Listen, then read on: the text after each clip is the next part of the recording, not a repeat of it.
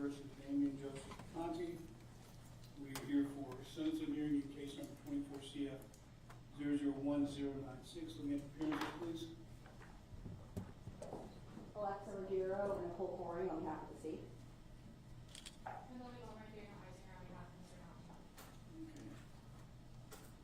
All right, I have received the state's sentencing memorandum. I've received the defense motion for downward departure. I've read all of the materials. All sides ready to proceed with the hearing this afternoon. State's ready. Okay. All right, so the way I want to do this is I want to hear from the state initially as to what you're requesting. And if you're going to be putting on evidence, let me know. But I want to hear argument first on what you're asking for. Then I'll hear the defense motion for downward departure. And then to the extent that I rule on that in a way that I will then move into an evidentiary portion of their additional items that either side wants to present. Ms. Ballmer, do you intend to be putting evidence on the day or just relying on your brief? No, Your Honor, we have evidence. So Okay. Defense side, we're having the state go first and then defense will put on. All right, and then the state will get the final word in the nature of a rebuttal, both as to the sentencing and as to the court's decision in downward departure. Okay? Any questions from the state? My only question would be, I understand we'll put on our evidence first and we'll put on what we're asking for. Would we be able to reserve our argument until we've heard the defense evidence, because some of it was not, some of it Well, was presented. you're going to get a response in opposition to the motion for downward departure. If that's what you're asking, you'll get a full-throated opportunity to respond to that, including evidence if you have evidence that's submitted in opposition. Got it, thank you, Judge. Okay, so why don't we start and just with you, Ms. Ruggiero, outlining what the state is going to be requesting, and then once I have that on the record for what you're requesting, then everything else that follows is going to be in context, including the motion for downward departure. All right, so Sure, Your Honor. you may proceed.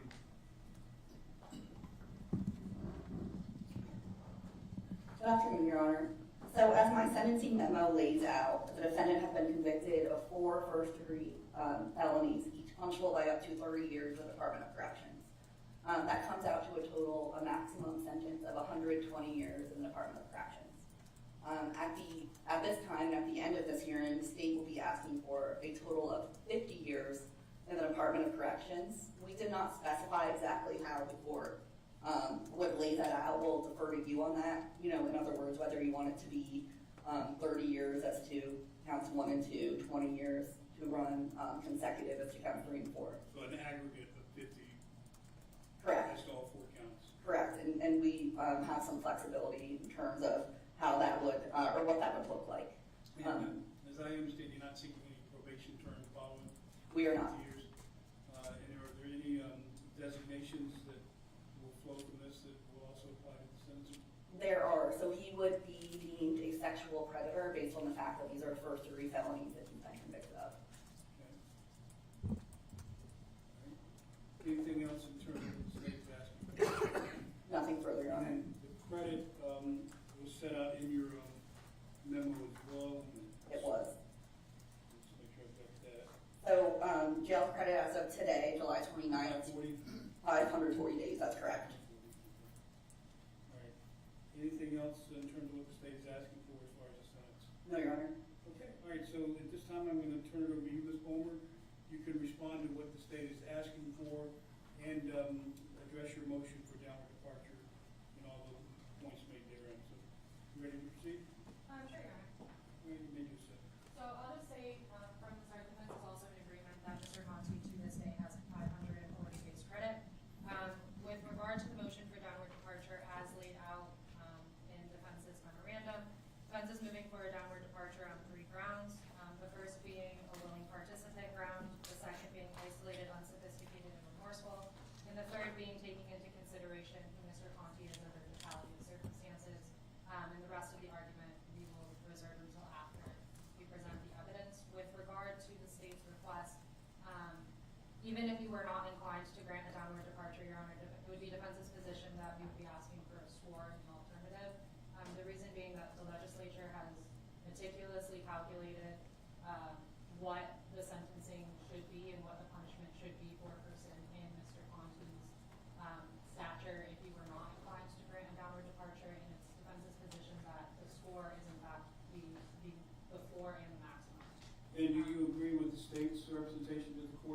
score in this matter is 324 months or 27 years? Yes, Your Honor.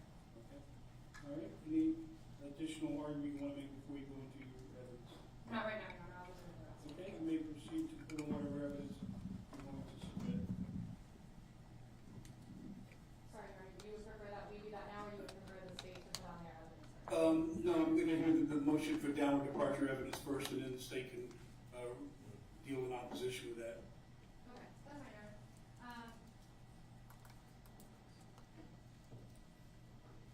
So from the outset, Your Honor, for the evidentiary portion, defense would be asking to take judicial notice of all of the testimony related to the unlawful sexual activity counts that were adduced at trial. Any objection to that? No objection. All right, court will grant that request to take judicial notice of all the testimony received by the court during trial. Thank you. And then, Your Honor, defense does have a few clips of both body worn camera and testimony from trial. They're only about a minute each, so we'll take 3 minutes in total. So first, defense would move into evidence, and I have spoken to the state, and I believe it's without objection. Defense Exhibit 1, which is a clip from SLM's body worn camera statement to Detective Diaz. No objection. Okay. How are you going to publish that to the court? I was just going to, it's really the audio that's important, Your Honor, so it's up to you. I can bring the camera or the laptop to you so you can see it, or I can just play the audio. However you want to do it. If you're going to play the audio, Chris, you can help with technology wise.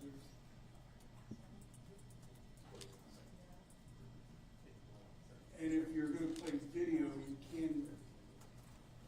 Your Honor, I don't think it's necessary to play the video. If you would want to watch the video, you can. Not necessary. The audio will be fine. Thank you.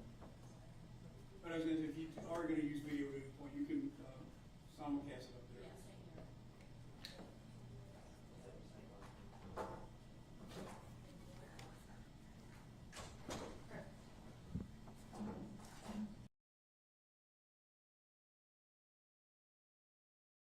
So at this time, Your Honor, sorry, I don't remember if I said this. Defense would move into evidence what's been previously marked as Defense Exhibit 1, which is the body worn camera statement. Any objection? No objection. Court receives and accepts Defense Exhibit 1 in evidence without objection. And defense will play that now.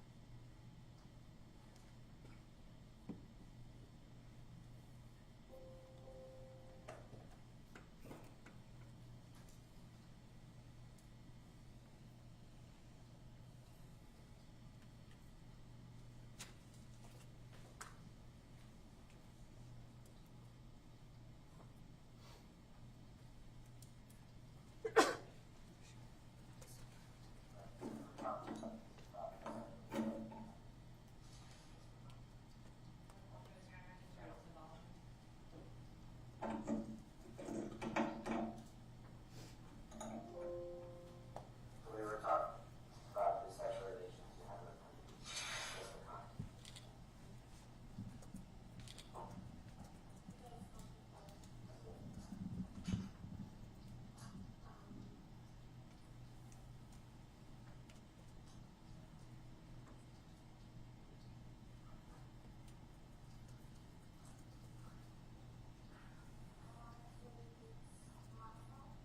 So let me stop you. I think we need to go to plan B on playing the audio.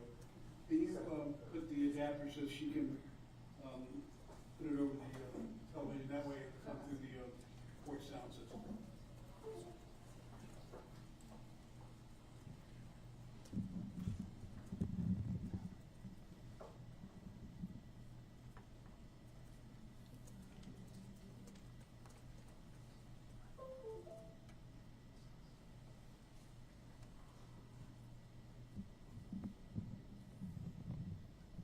Okay, so we won't have video, but the audio should play through.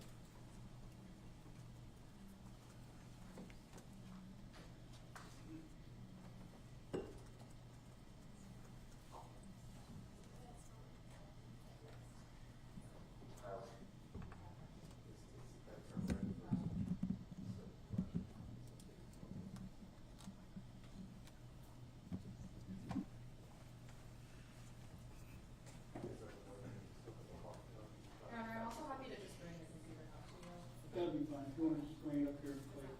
How long is it? This clip is only a minute 5. Okay, just bring it up here and play it, and I'll hopefully be able to hear it.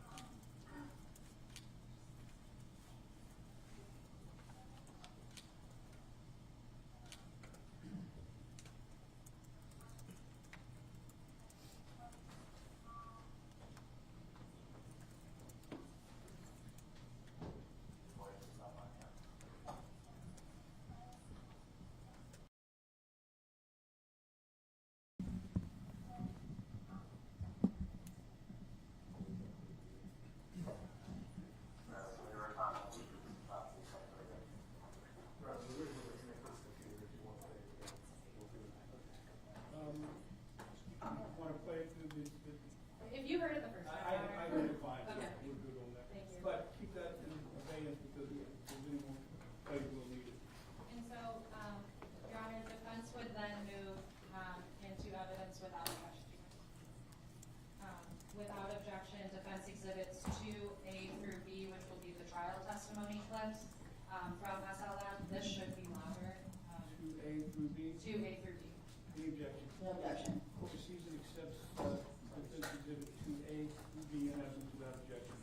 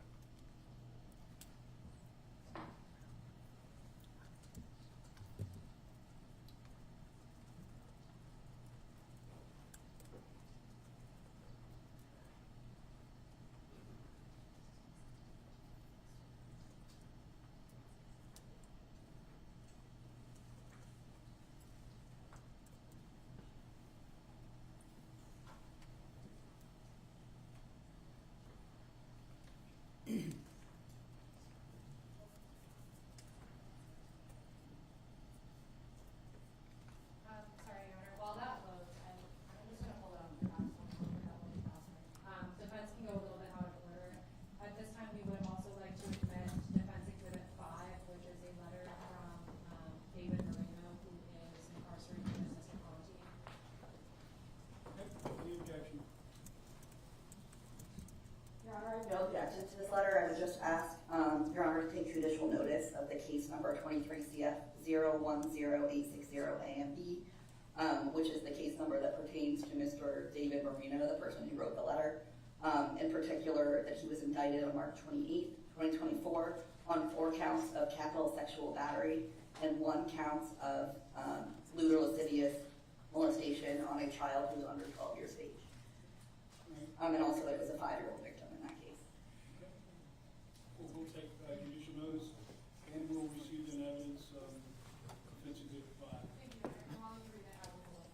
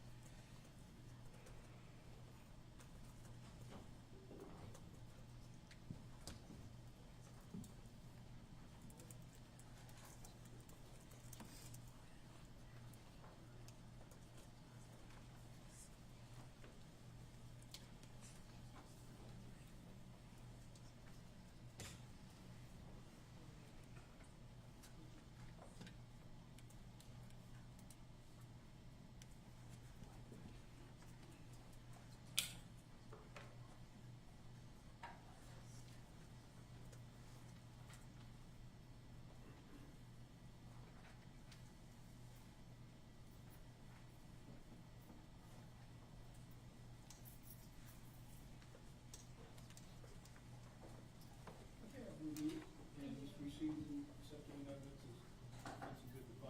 Thank you. And at this time, defense will publish defense exhibit 2A.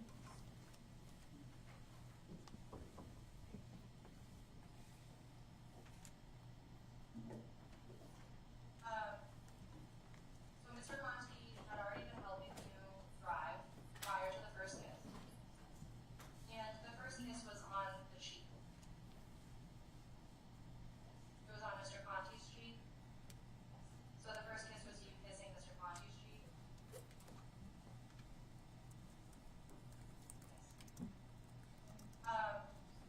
That would be defense exhibit 2A, and now I will play defense exhibit 2B, which are trial testimony clips from this element.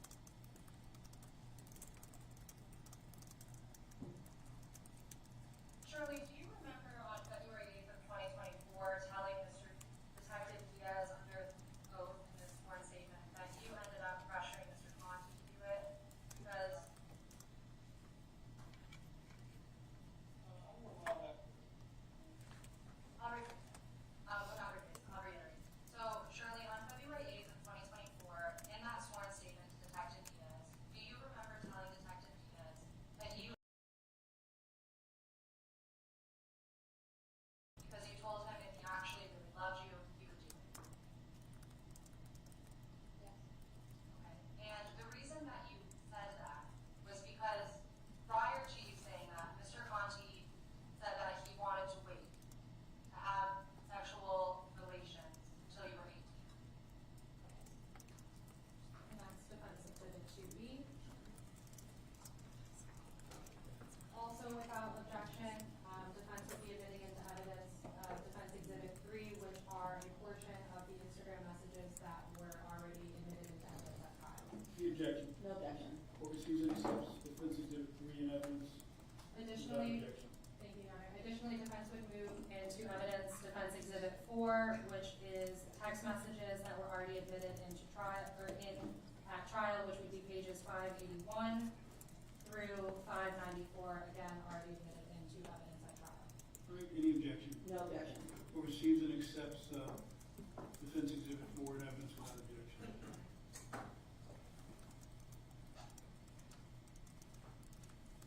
And then at this time, Your Honor, defense would call Ronald Conti to the stand.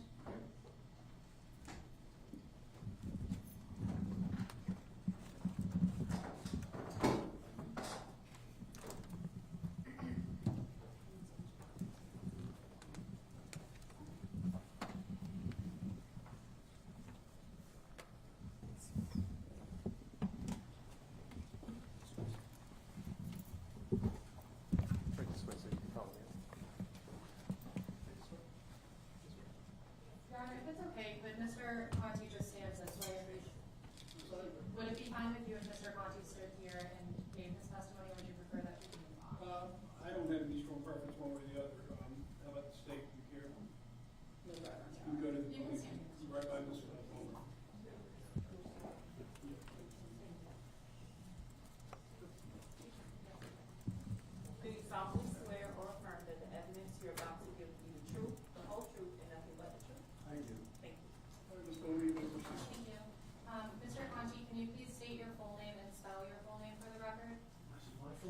Ronald D. Conti, And how do you spell that? R-O-N-A-L-D. D is in Daniel and Conti, C-O-N-T. And Mr. Conti, how do you know Damian Conti? He's my nephew. And have you prepared a letter for the judge to read? Or sorry, for you to No, read to the judge? these are my notes, because I don't want to forget. Okay. Would you like to say your letter to the judge? I'm sorry. Would you like to say your letter to the judge? Yes. Okay. All right, you may go ahead and read your letter. Your Honor, I prepared the notes because I wanted to tell you as much as I could and not forget things. I'm here to kind of give you a little insight as to who Damian really is. Again, I am his uncle. His aunt and I had a small part in raising him as a young boy, as a baby, for several years while my sister, his mom, was working. He had a normal middle-class upbringing, the best that a single mom could do. He was taught by her compassion and love and was given good values. Growing up, Damian was very personable and he had many lifelong friends. He never really kept to himself. He always had a lot of friends around him. He had a very big love for animals, and he always cared for several animals at home that he owned, and allowed them to sleep in his bed. That's the type of person he was. He is a loving and caring individual. Damian has 2 children that he cares for dearly. He has shared all family duties with his wife, including home chores, shopping, cooking, cleaning, trips to daycare, and seeing that his children are properly cared for. He is an ideal father. We have a very small family, and he always tries to keep in touch with us, myself and my wife, with his children. He visits us often, in addition to getting there for birthdays and holidays. We see him quite a lot with his family. As a teacher, Damian had received numerous awards and acclamations from his superiors for being an outstanding educator. Damian always told me that he wanted to help people by being a positive figure in their life and by doing good with his life.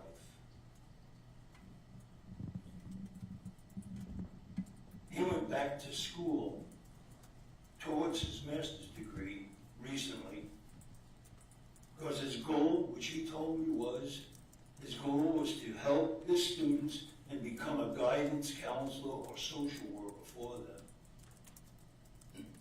He took it on himself to provide cooking classes to his students after school to further their knowledge, using his own time and his own funds for supplies. He even developed a few informative learn how to cook videos on the internet. Damian is not an evil person or a conniving person, as he is being portrayed. He has never been in trouble. He doesn't smoke, drink, or use drugs. He doesn't have a mean bone in his body. It is not in his nature at all to be aggressive, to be violent, to be manipulative or coercive. He'd rather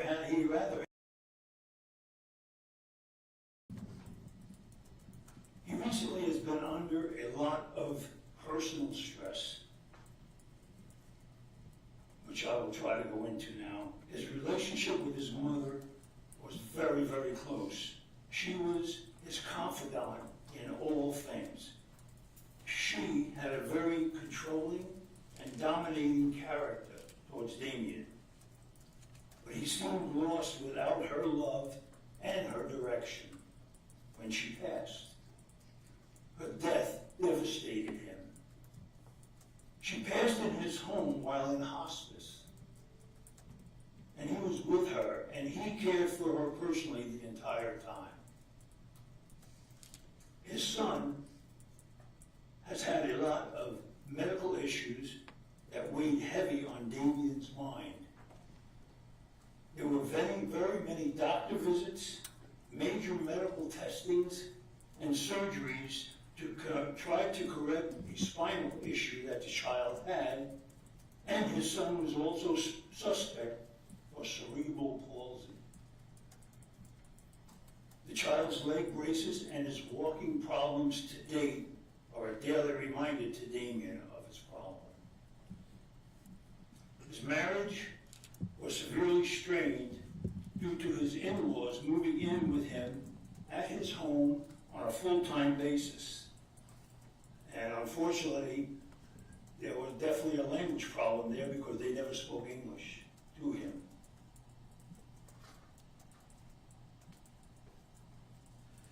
I would like to ask you to please show leniency in your sentencing, as my nephew is in no way, absolutely no way, a sexual predator or a threat to society. He is a normal person who made a mistake giving in to temptation. His recent incarceration has opened his eyes, and he knows he's wrong, he knows he was wrong, and he gravely regrets it. Our phone call conversations between him and I prove this remorse to me, as he constantly tells me how sorry he is while he's crying his eyes out through the whole time he's calling me. I'm a person who believes in second chances, Your Honor. Please, please don't make him pay for his mistake for the rest of his young life. Thank you for listening. Thank you, Mr. Conti. Thank you. Ron has a few questions. Ms. Conti, if you'll remain at the podium. The state has some questions of it. You may proceed with your report. Good afternoon. You testified that Damian Conti had a normal upbringing. Is that correct? You mentioned that your sister gave him all the love that she could, being a single mom. Is that correct? I mentioned that she was You mentioned that your sister gave Damian all the love that she possibly could as a single mother. a single mother. She did what she could, yes. Is it fair to say then that you don't agree with Damian's characterization of your sister as a massively abusive mother, both mentally and physically? Well, that's something you have to ask him because he didn't confide in me with that. You're not aware of that? No further questions. All right, thank you. Any follow-up inquiries? No, Your Honor. All right, thank you, Mr. Conti. And then, Your Honor, defense would call David Conti, who is present on Zoom.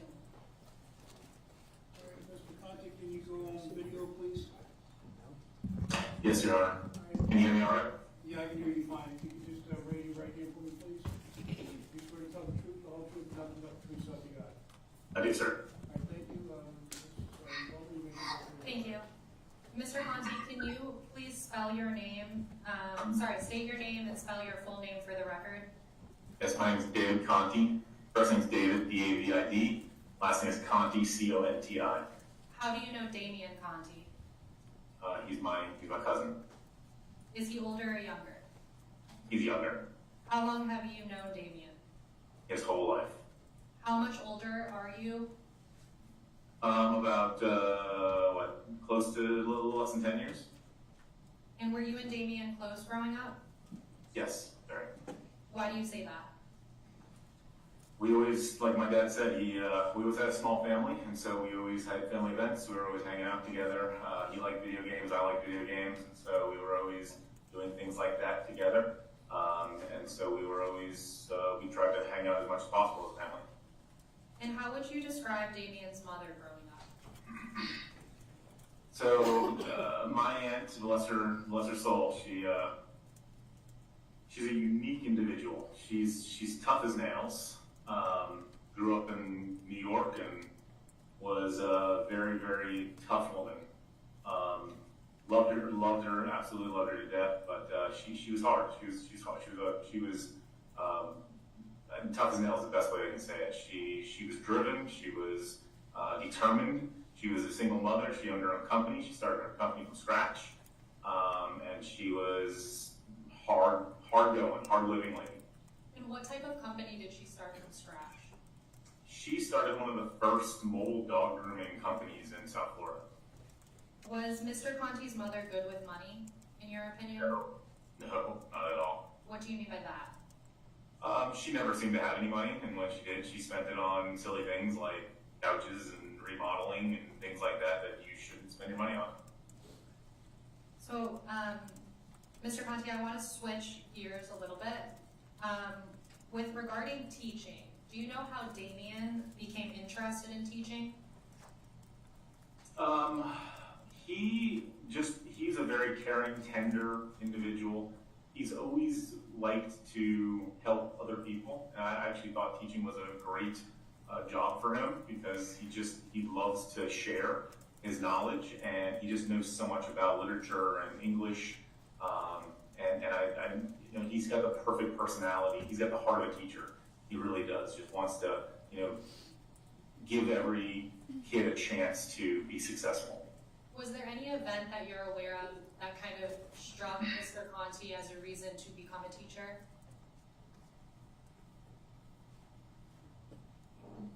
I don't recollect any specific event.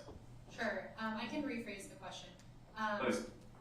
Was there ever a time in which Mr. Conti, prior to becoming a teacher, taught a financial literacy class? Oh yeah, absolutely, yes. He worked for a company that was a debt consolidation company, and he did extremely well. And he got promoted, and he was get accolades from doing that. And at one point in time, they had him, I don't know if it was a high school or something, but they had him teach financial literacy to younger folks, and he absolutely positively loved it. And thank you for reminding me, I do think that was the precipice that kind of helped him want to move in this direction. After he taught that financial literacy class, did he reach out to you to kind of get advice on how to become a teacher? He did. We talked a lot, especially about life advice and things like that, talking about which directions you should go and why. At one point in time, he, early in his career, he was in marketing. He really seemed to like marketing and social media. And so that was kind of part of my career, and so I was helping to guide him there. And when he wanted to switch over to teaching, I thought it was a phenomenal idea based upon the reasons that he wanted to be a teacher. And Mr. Conti, you had indicated that you and Damian kind of spoke pretty regularly. Was there ever a time in which Mr. Conti stopped communicating with you? He did. When all this started, I would say sometime in December of whatever the year was, 2023, I guess. Am I right on that? 2023. 2023. He completely cut off connection. We would text regularly. We would talk regularly, at least weekly or else every other week. And he would not return my phone calls. He would ignore my text messages. His wife even came to me and said he was struggling with depression, struggling with things, and that I needed to reach out to him. Were you aware of any marital problems between Damian and his wife? I was not. I was not aware of any, but she was very worried about him. And regarding the allegations in this case, were you aware of the allegations in this case before Damian's arrest? No, not a single thing was I aware of until I sat in the courtroom during the trial. And since his arrest, has Damian ever apologized for his actions to you? He's horribly sorry. He cries incessantly about the events, and he's apologized to everyone that I could possibly think of about the event that he has access to. He's sorry for the family, he's sorry for his kids, he's sorry for his wife, he's sorry that he's done this to the family. Like we said, we have a very small family, so this is extremely impactful to us, and he is very, very, very, very sorry that this has happened. David, how would you describe Damian to someone else? Well, the best way to describe him is he's a puppy dog. I say that because a puppy comes into a room and has a bunch of energy, a bunch of passion, right? He's a very passionate person. But he's also dependent, right? That puppy can't survive without his human counterpart. I hate to kind of make this connection, but he's just like a puppy. He comes in and he's friendly and happy and wants to do everything for the people around him to make them happy. But again, he's highly dependent upon those people, just like a puppy is. David, what is your favorite memory with Damian? So I just want to kind of continue with what I was saying. Like, Sure. He's very well liked. He's deeply dependent. I said that he's well liked. He's sweet. He's caring. He's funny. But he's very emotional as well. He's a very emotional person. Part of his upbringing made him extremely naive to the outside world. Made him very sheltered. Simple things that my brother and I always talk about. Like, he got his first car. He didn't know how to change a tire. He bought his first house. He had never mowed a lawn before. He had never even known how to turn on the sprinkler system. Right? There's just basic kind of knowledge that most people grow up with when they're, especially boys grow up with when they're 12, 13, 14, 15. He lacked that ability. He's very, very sheltered in his upbringing. His strength, physically, he's short, he's not athletic, but he's got average intelligence. But his strength in life is his ability to connect with others, his ability to be creative, his ability to show kindness. He's extremely kind and caring. Thank you. And David, would you mind sharing your favorite or a memory with Damian? Yeah, my favorite memory is I was in town for some reason. I don't live in Florida, but I was in town for some reason, and I think it was his daughter's christening. I remember going afterwards to his house, and it's him and his son hanging out. And like my father said, his son has some physical disabilities. But the two of them were running down the hallway racing each other. And every time they raced, and it must have been 100 times, every single time they raced, he had something happen, like, oh, I got a cramp, so he had to slow down. Oh, my back hurts, so he had to slow down. He slipped in his socks, he had to slow down, all so that his son could win. And the whole time, his son is just bursting in laughter. I can hear that laughter echoing in my head right now. It was such a cute and just, fatherly thing to do, to show his son that, you got to get exercise, and you got to have fun, and you got to play around the house, but you also, need to be happy when you win. And his son just kept on, Daddy, race me again, Daddy, race me again, Daddy, race me again. He even raced me, so him and I raced as well afterwards. And again, at the same time, here's a kid who's had leg issues, so he's not running fast, but he's having a joy doing it. It's just, the whole house was filled with joy. Well, thank you for sharing. Is there anything else that, very briefly, that you would like Judge Coates to know with regard to sentencing your cousin? I do. I honestly think when I hear that, 50 years the state is going for, I honestly, it tears me up, because there's got to be room for more evil villains in the world than him to be incarcerated for 50 years. He's not violent. He's not evil, right? He got caught into a horrible situation, and he made the wrong decision. And at the end of the day, I would hate to see him lose half of the remainder of his life to just a stupid, idiotic decision that has happened.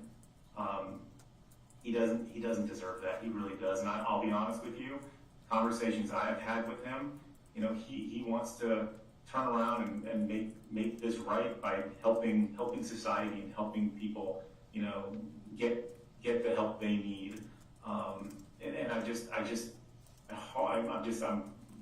I know, Judge, you have a really, really tough decision today, but he's not the person that the news and the media and everything is making him out to be.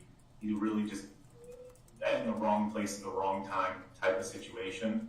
And I don't think he deserves 27 or 50 years in prison. It's just, he can't do it. He's too weak. He's not going to be able to survive that. Thank you, David. Nothing further, Your Honor. Thank you. Have any inquiries, Mr. Bureau? I do that. All right. Mr. Conti, stay on video because the state has some questions of you.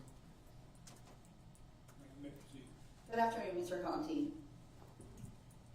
You attended a significant portion of the trial, is that correct? You muted yourself, Mr. Conti. Oh, I'm sorry. Yeah, I sure did. I'm sorry about that. And each night after the trial, or as often as you could, you would return home to make a phone call to Mr. Conti, Damian Conti, that is. Isn't that correct? That is correct. We want to talk about what happened in the court that day, and I want to make sure that he was okay. And at the beginning of each phone call, you are told in very clear terms that it is being recorded. You recall hearing that? I sure do. So, do you stand by what you stated in each and every one of those jail calls? So, I know you're going to try to twist my words, but at the end of the day, I'm trying to make my cousin feel comfortable. Your Honor, Yes. I'm going to object to this. I don't have these jail calls. I don't have to have the jail calls to speak about them. I just have some questions. He's in the road. Objections overruled. So back to what I was saying. I know you're probably going to go and twist my words, and I, go for it. But at the end of the day, my job as his cousin is to make sure that I am making him feel that he can make it through to the next day, right? And so I might have said something that on jail call sounds bad, but honestly, I was trying to give him the self power to make it to the next day. I certainly agree with you. You did say things that sound bad, and so I'd like to talk about that now. Would you, going back to my question, so would you stand by the things that you said, or were they not true, what you said on those jail calls? I already told you what I said. Okay, so you would agree then that on these jail calls, Your Honor, I'm going to ask for a Richardson. I don't know why we're doing this. Overruled.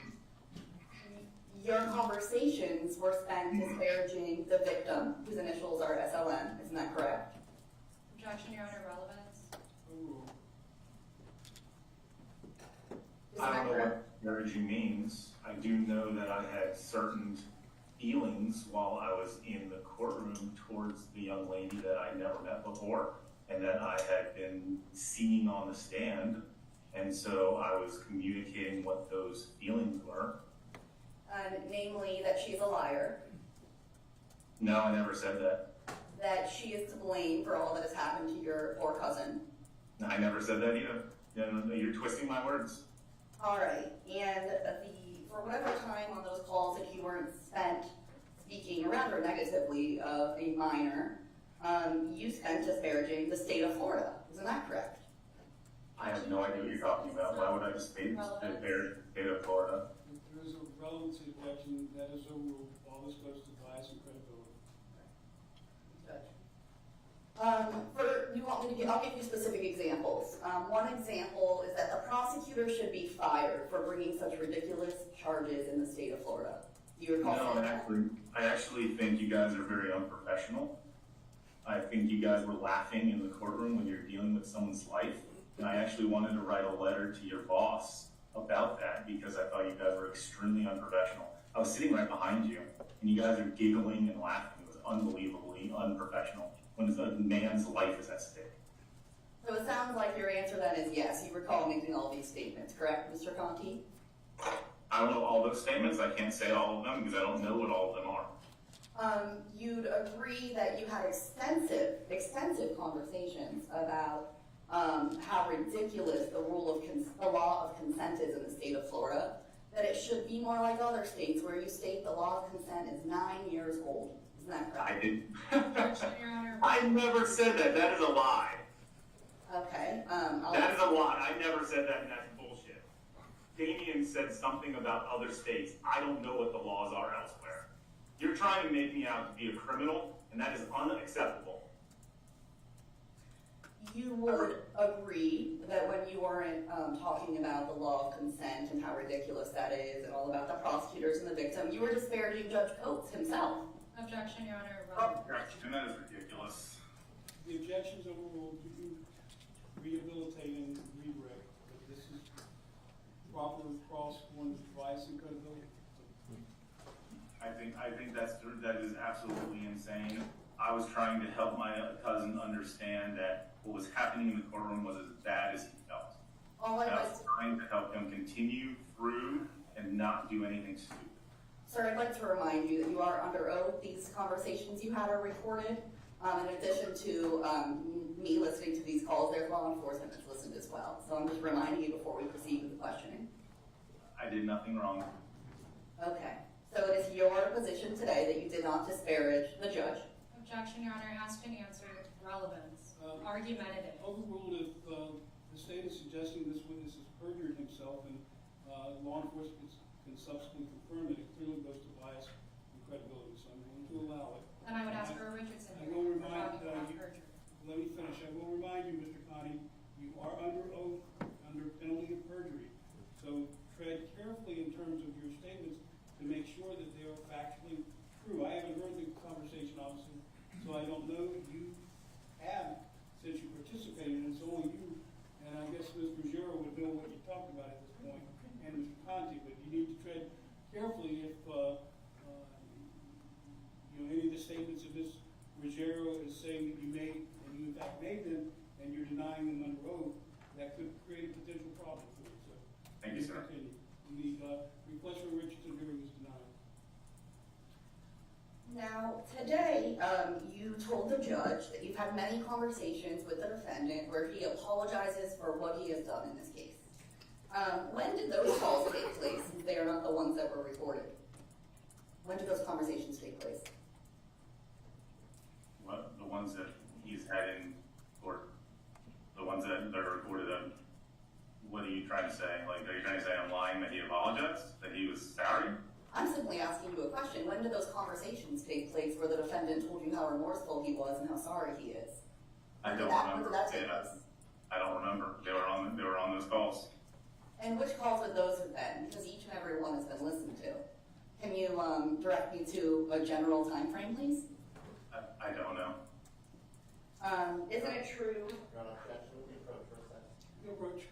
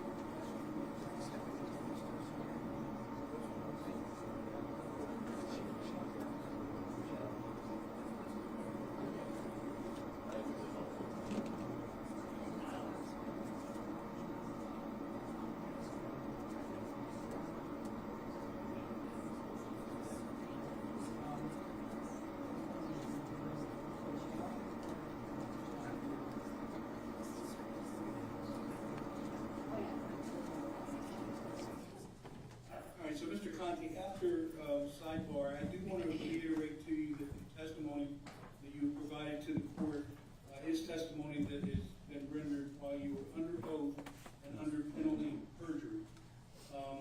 Request has been made that I give you an instruction that potentially anything that you say could possibly be used against you in a court of law if a criminal proceeding is wrong. And so, obviously, you're not a defendant in this case and you're not charged with anything, but in an abundance of caution, I do want to take the opportunity that if there is any answer you've given in response to the state's questions that you would like to change at this point, I'm going to give you the opportunity to do that.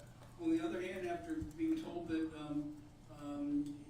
anything you say could possibly be used against you with respect to potential charges for perjury, you obviously have the right to take the fifth at this point and to not answer any further questions. Whatever you do is on you, but I just want you to know going forward, in light of the accusation that has been made by the state with respect to potential perjury, I do want you to know that you are treading in potentially hazardous area here by one, continuing to testify or not altering any answers you've given. So do you wish to change any answer that you've given at this point? And if you choose to assert your Fifth Amendment right at this point, then you're free to do that, and it's up to you as to whether you want to do that at this point.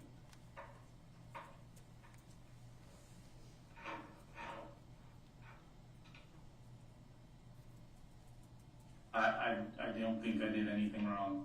I don't think I said anything wrong. I'm sorry, sir. No, I'm not guiding you one way or the other. I'm just giving you your options, and you just have to tell me which option you are availing yourself of.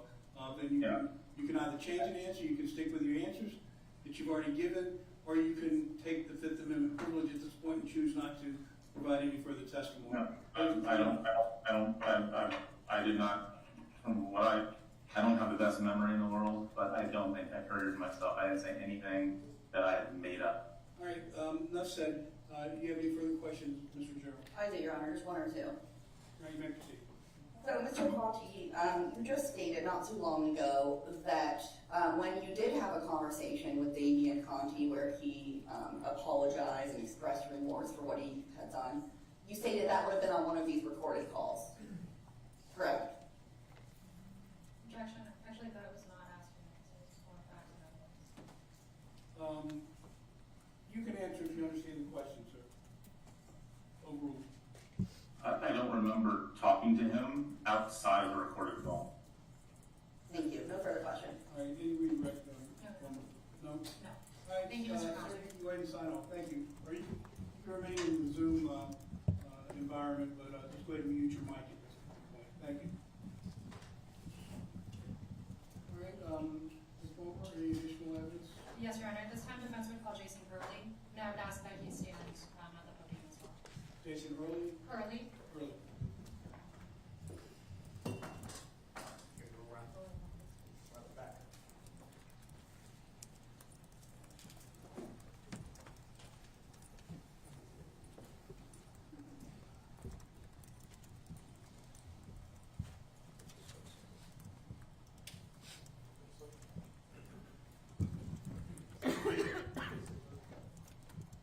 Do you solemnly swear or affirm that the evidence you're about to give will be the truth, the whole truth, and nothing but the truth? That's right. Thank you. Ms. Bowler, you may proceed. Thank you, Your Honor. Mr. Curley, can you please state your full name and spell your last name for the record? Jason Matthew Curley, C-U-R-L-E-Y. And Mr. Curley, how do you know Damian Conti? We've been friends since freshman year of high school. So approximately how long have you known him? That's about 25 years. And you met in high school? Yes. What high school did you and Mr. Conti attend? McFadder Technical High School in Broward. And were you and Mr. Conti close in high school? Yes. We became pretty quick friends. We bonded over same nerdy activities, books, video games, movies, we played Dungeons and Dragons. Did Mr. Conti play any sports? No. And how would you describe Mr. Conti in high school? A goofball. Clumsy. Were you and Mr. Conti in the same grade? Yes. What year did you graduate? 2006. And did you remain friends after high school graduation?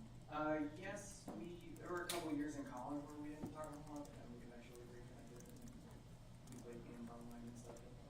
Did you and he attend different colleges? Yes, Where did you attend college? the University of Florida. And where did Damian attend college? I believe it was Broward College, or it might have been Broward Community College. I'm not sure. And with regard to Damian's mother, growing up, did you ever see Damian and his mother interact? Yes, I was going over his house, maybe a couple times a month, and, we both had sort of similar upbringings, like I have an Italian mother as well, and so I saw them argue, and, we kind of laughed it off, it's like, oh, we're not doing that. So yeah, I would say there was definitely love there, but also a lot of belittling and arguing. And how would Damian describe his relationship, or how would you describe Damian's relationship with his mother? Definitely loving, but also a controlling one. Like I was saying, I think I had a sort of similar background. My mother was a drug addict, and we sort of saw we bonded a little bit over that. Not that they were abusive physically, but definitely the controlling aspect. Not when I stayed at the house, as was mentioned, they was with shelter, I kind of was too. And to your knowledge, later in life, did Damian receive any type of therapy? Yes, I had also talked to him about the therapy. I said I was like doing therapy myself. He said it was great because he was realizing things about his mother that he hadn't realized. That it wasn't a healthy environment growing up. And was one of those things that Damian realized through therapy later in life that potentially his mother was verbally abusive to him? Yes. Okay. And switching topics a little bit, were you aware of any marital problems that Mr. Conti and his wife were experiencing? So yes, we were on our way to a wedding for one of our friends, and we rode together.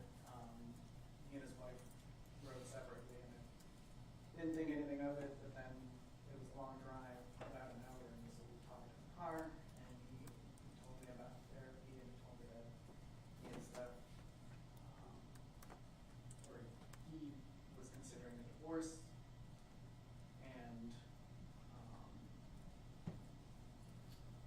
he had made comments like he felt like an employee in his own home. I think the in-laws being there didn't help.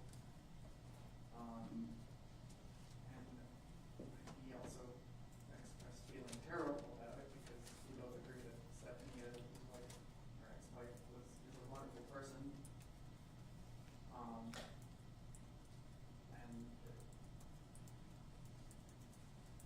But I guess he had said he had come to some realizations and wanted to make some changes in his life. And Mr. Curley, has Mr. Conti expressed remorse to you about his actions since his arrest? So I'm one of the few people that talks to him. And I remember very early on, when he called me from jail, that he said he never wanted to hurt anyone, and that everything he did was because of love. And for the first time in a long time, he felt love. And when asking about like Stephanie, yeah, there was hesitation that he wanted to give her everything in the divorce. He made me promise that I would make sure that Stephanie would be okay, that the kids would be okay. I don't remember his exact words, but he was crying, and yes, the gist was that he was very remorseful. And were you aware that these phone calls were recorded? Yes. And when you speak to your friend on the phone, do you sometimes, is it possible that you might say comforting things that you yourself might not believe? There are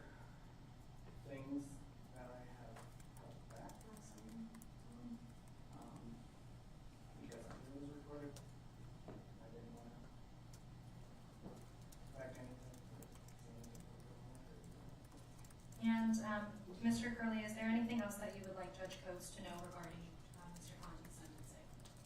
I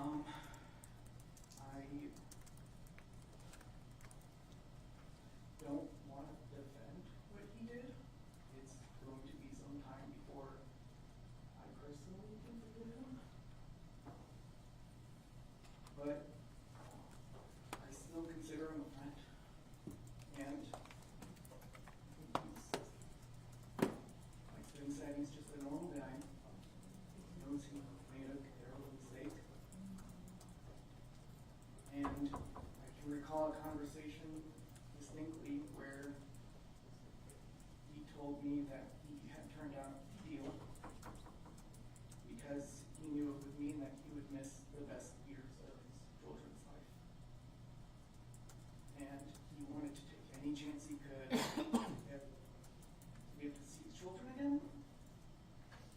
Essentially become a garbage truck driver if he had to. He didn't care. And I'm still hoping for some leniency because I've seen him as a father. I've never seen him raise his voice to his kids. We love doing barbecues and poolside cookouts. He still writes stories for his children. It's a lot of what we talk about on the phone. And anytime he's able to get back, I know that he will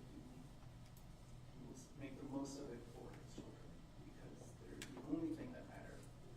And he had to learn that hardest way possible, but I believe that it is. Thank you, Jason. I have nothing further. Any inquiry from the state? No, Your Honor. I think it's certainly said that. Any other evidence? Yes, Your Honor.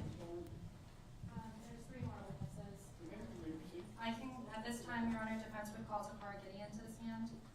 What's the name again? Ms. Gideon to the stand.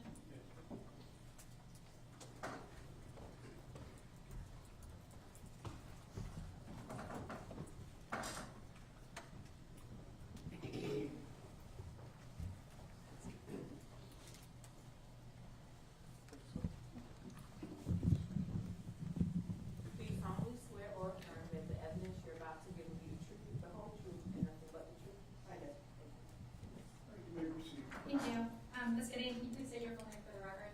Vero Gideon, T-A-K-A-R-A, last name Gideon, G-E-D-E-O-N, And where do you work?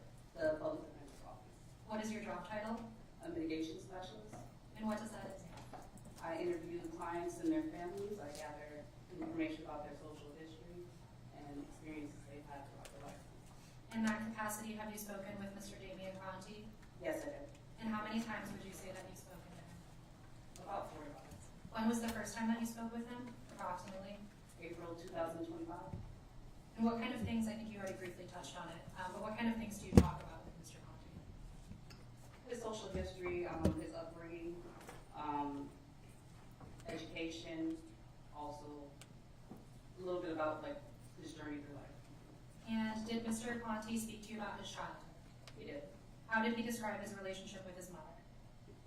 He described her as verbally abusive, controlling.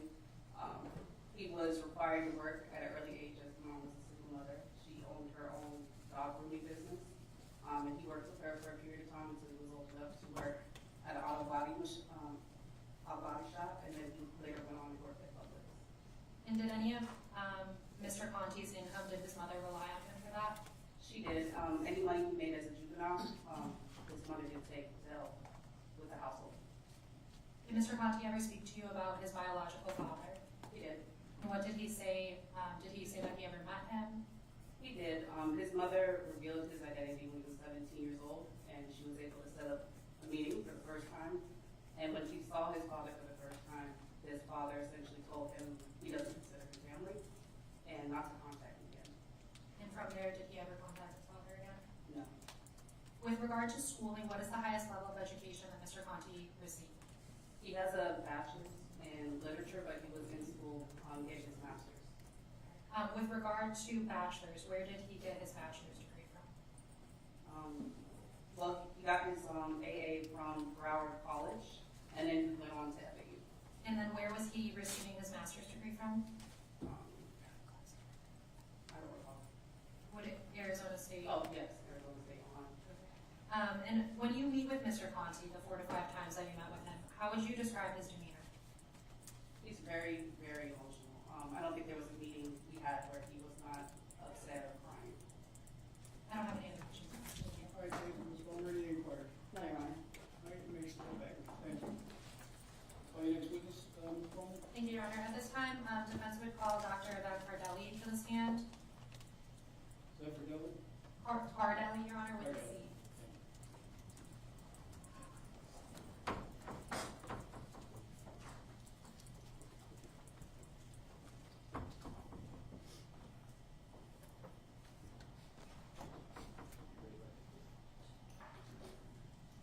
Do you solemnly swear or affirm that the evidence you're about to give will be the truth, the whole truth, and nothing but the truth?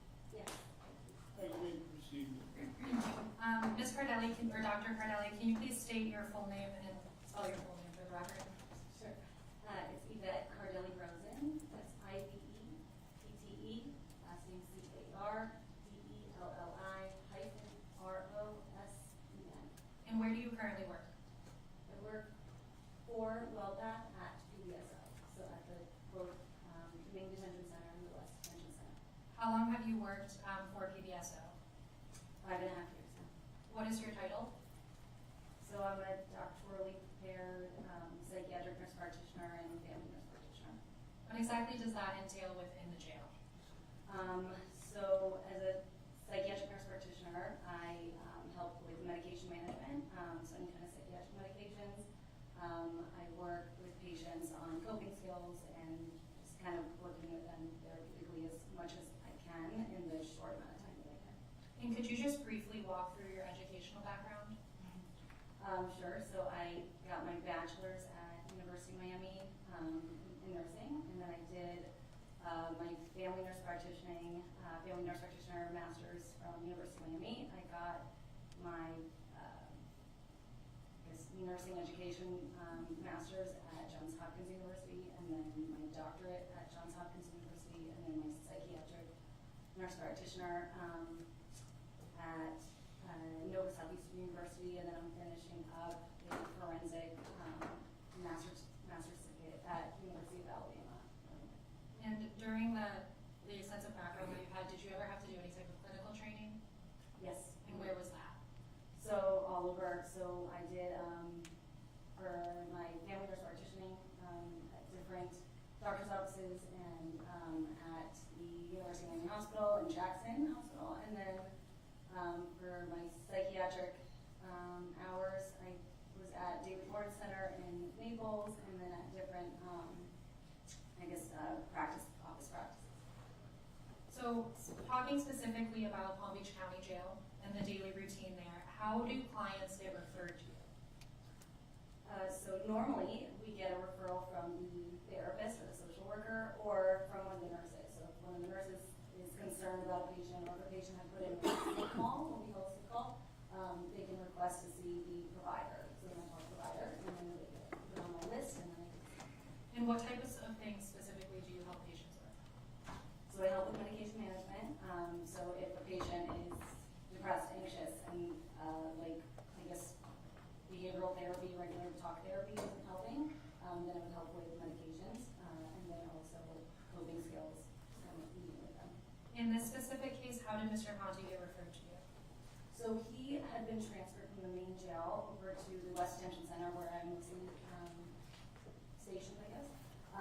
And he was just put on my list because he was on medications a long time ago, and then this is follow-up. How often would you say that you've met with Mr. Conti?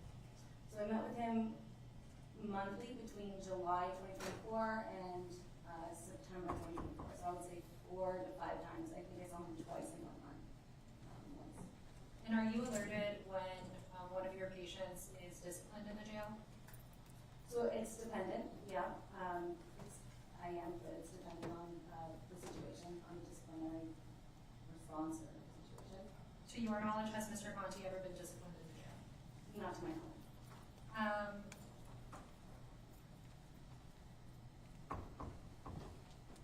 Mr. Conti ever expressed any type of remorse to you? During our sessions, absolutely, yes. Could you elaborate on that? Sure. So a lot of very, very tearful, very open and honest, I felt, or very open and honest in our conversations. A lot of remorse for his family, for the alleged victim, for just for his tears weren't. I didn't feel like his tears were for necessarily himself. It was more for the situation. You know, I go through a lot of, I work with a lot of patients, and I'm hoping I can see through some manipulation and some deceitfulness, but I never got that with Mr. Conti. And how many patients would you estimate that you've seen in the Palm Beach County Jail? I did some math. Sure. So I would say over 10,000, but that includes follow-ups and initial visits. So initial visits, like the first time meeting with the patient, I would say 3,700, and then total for follow-ups, about 10,000. And how many patients have you testified in court for on behalf of a patient? This is my second. No further questions, Your Honor. All right, thank you. Any more? No, Your Honor. You may sit. Thank you. Thank you.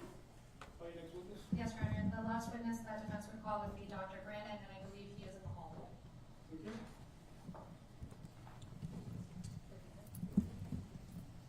And for this, Your Honor, we have Dr. Brandon. That'll be fine.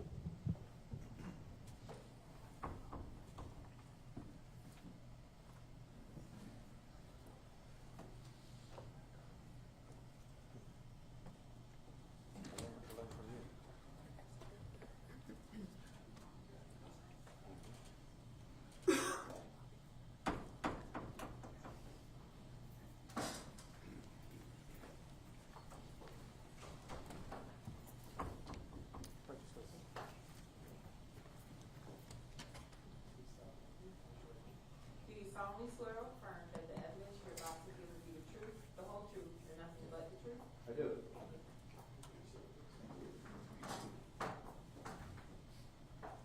Ms. Bowman, you may proceed. Thank you. Dr. Brandon, could you please state your full name and spell your last name for the record? Yes, Michael Brandon, B-R-A-N-N-O-N. And where do you currently work? I work for the Institute for Behavioral Sciences and the Law. It's in Coral Springs, Florida. And what is your job title there? So I'm a licensed psychologist. I'm the co-owner of the practice. Before we delve deeper into what happened in this case, could you tell us a little bit about your educational background? Sure. I have a bachelor's degree in psychology, 1978 from Nova University.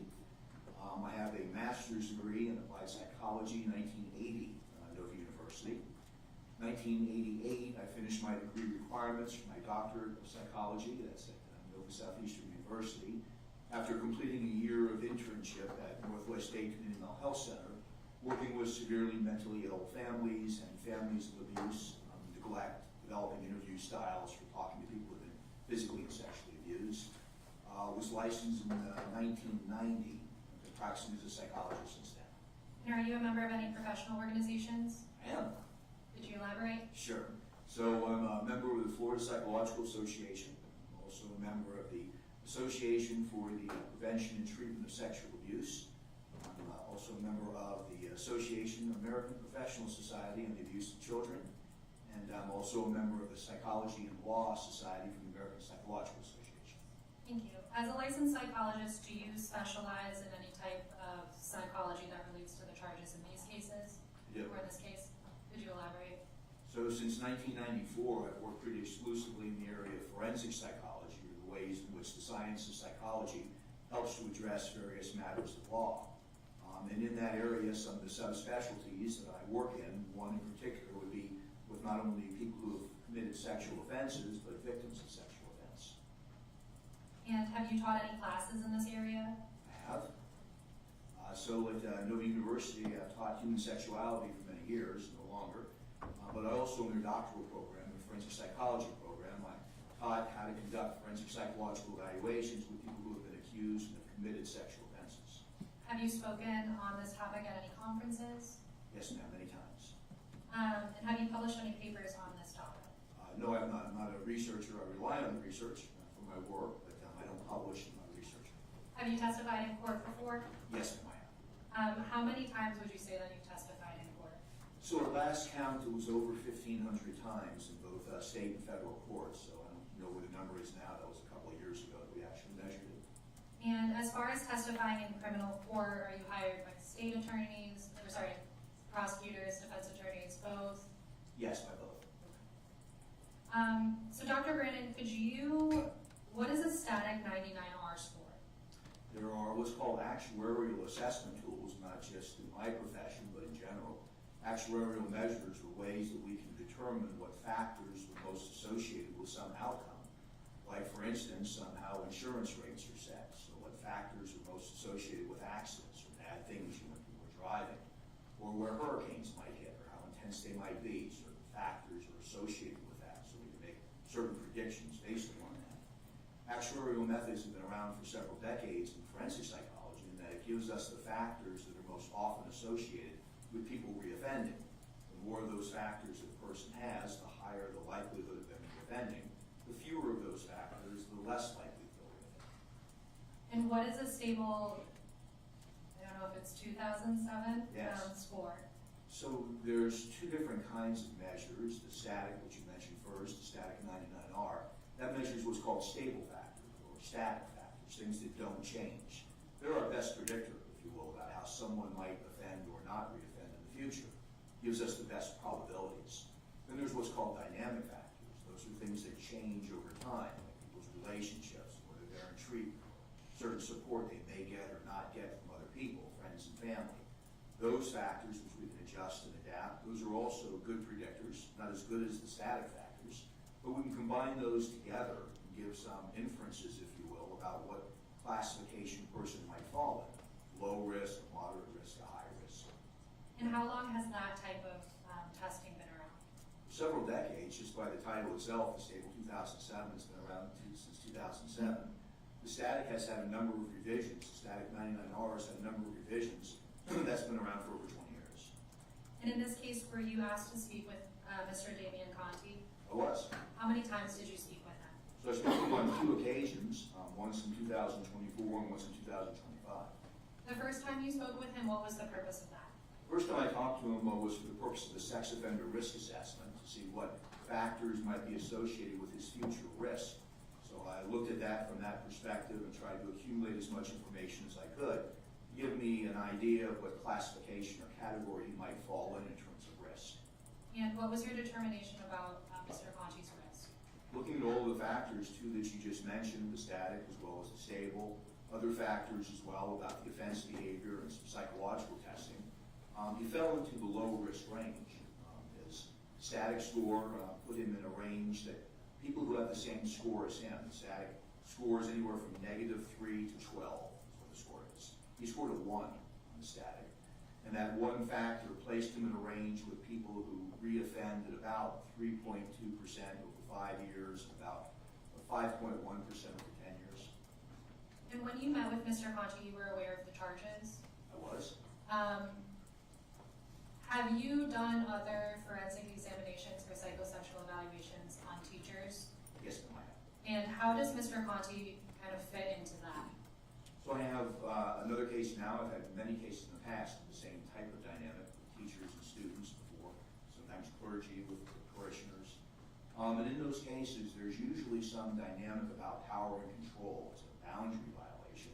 So the majority of those cases have to do with power and control, one person assuming a position of control, and that's somehow oftentimes sexually exhilarating or exciting to that person.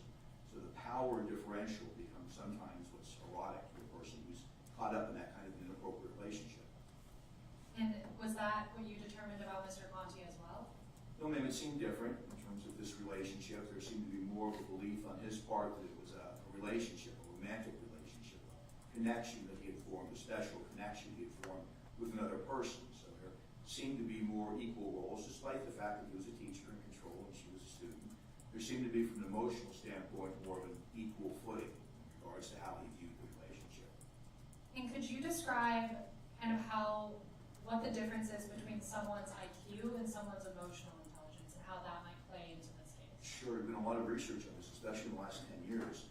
So we know the term intelligent quotients, IQ, because we talk about that all the time. That's how well you're going to do in school. So the higher your IQ, usually the better you're going to do in school. There's another factor, though, that kind of controls our decisions and determines what we do and don't do.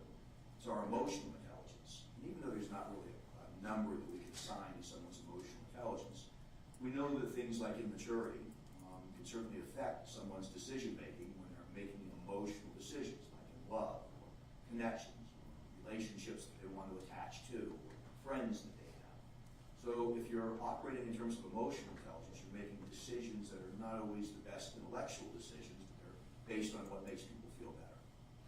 And when you spoke with Mr. Conti, were you able to kind of gauge his emotional intelligence? Yes. How would you gauge that? So he has a certain maturity about the way that he views relationships, he views other people, who he bonds with. He was diagnosed early on in life with attention deficit disorder. We know that individuals with attention deficit disorder oftentimes have problems with maturity levels. So despite his age, when I saw him at 35, his views of relationships and connections with other people and how you form their relationships was somewhat immature.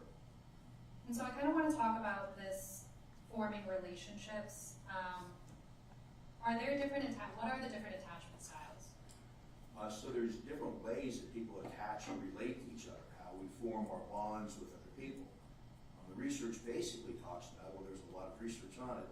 Research basically comes down to there's secure attachments. Those are usually people that have good relationships. Two parents or sometimes grandparents and extended families are very connected to them and show them good models about how you get along and how you attach and love and care about another person. So you have those good models in your life, you tend to form more secure attachments as you grow up. You kind of learn the script, you know how to do it, and the feelings that attach to it. Then there's people, too, who have insecure attachments. Insecure attachments are usually people that don't have enough going on in their life in terms of emotional reinforcement when they're growing up, or see enough healthy attachments between other people. So insecure attachments are people who try to form relationships as they're older. They have difficulty with that, both in marriages and in terms of other choices they make, because they just don't know the script as well. So they make mistakes in that script. And then lastly, there's ambivalent attachment. And that's usually people have two neglectful parents or abusive parents or an absence of parents at all, where a person's kind of given up on the idea of attaching to another person. And were you able to determine what type of attachment style Mr. Conti might have? Yes, ma'am. What is that? He'd have an insecure attachment. So he makes attempts, it's important to him. He makes poor choices, obviously, in terms of those attachments, but his dissatisfaction in relationships and his attractions in relationships more reflect an insecure attachment. And were there any factors that you considered in determining that Mr. Conti has an insecure attachment?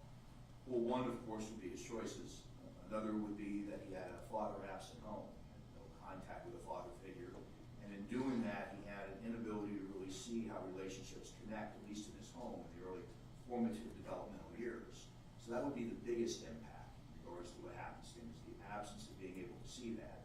And then the assumption of a disciplinarian role by mom, trying to make up for both parents, and his feelings and views about that. So as she became more of a disciplinarian, she was less nurturing to him, more of a structured disciplinarian type of person that the rules and regulations were most important.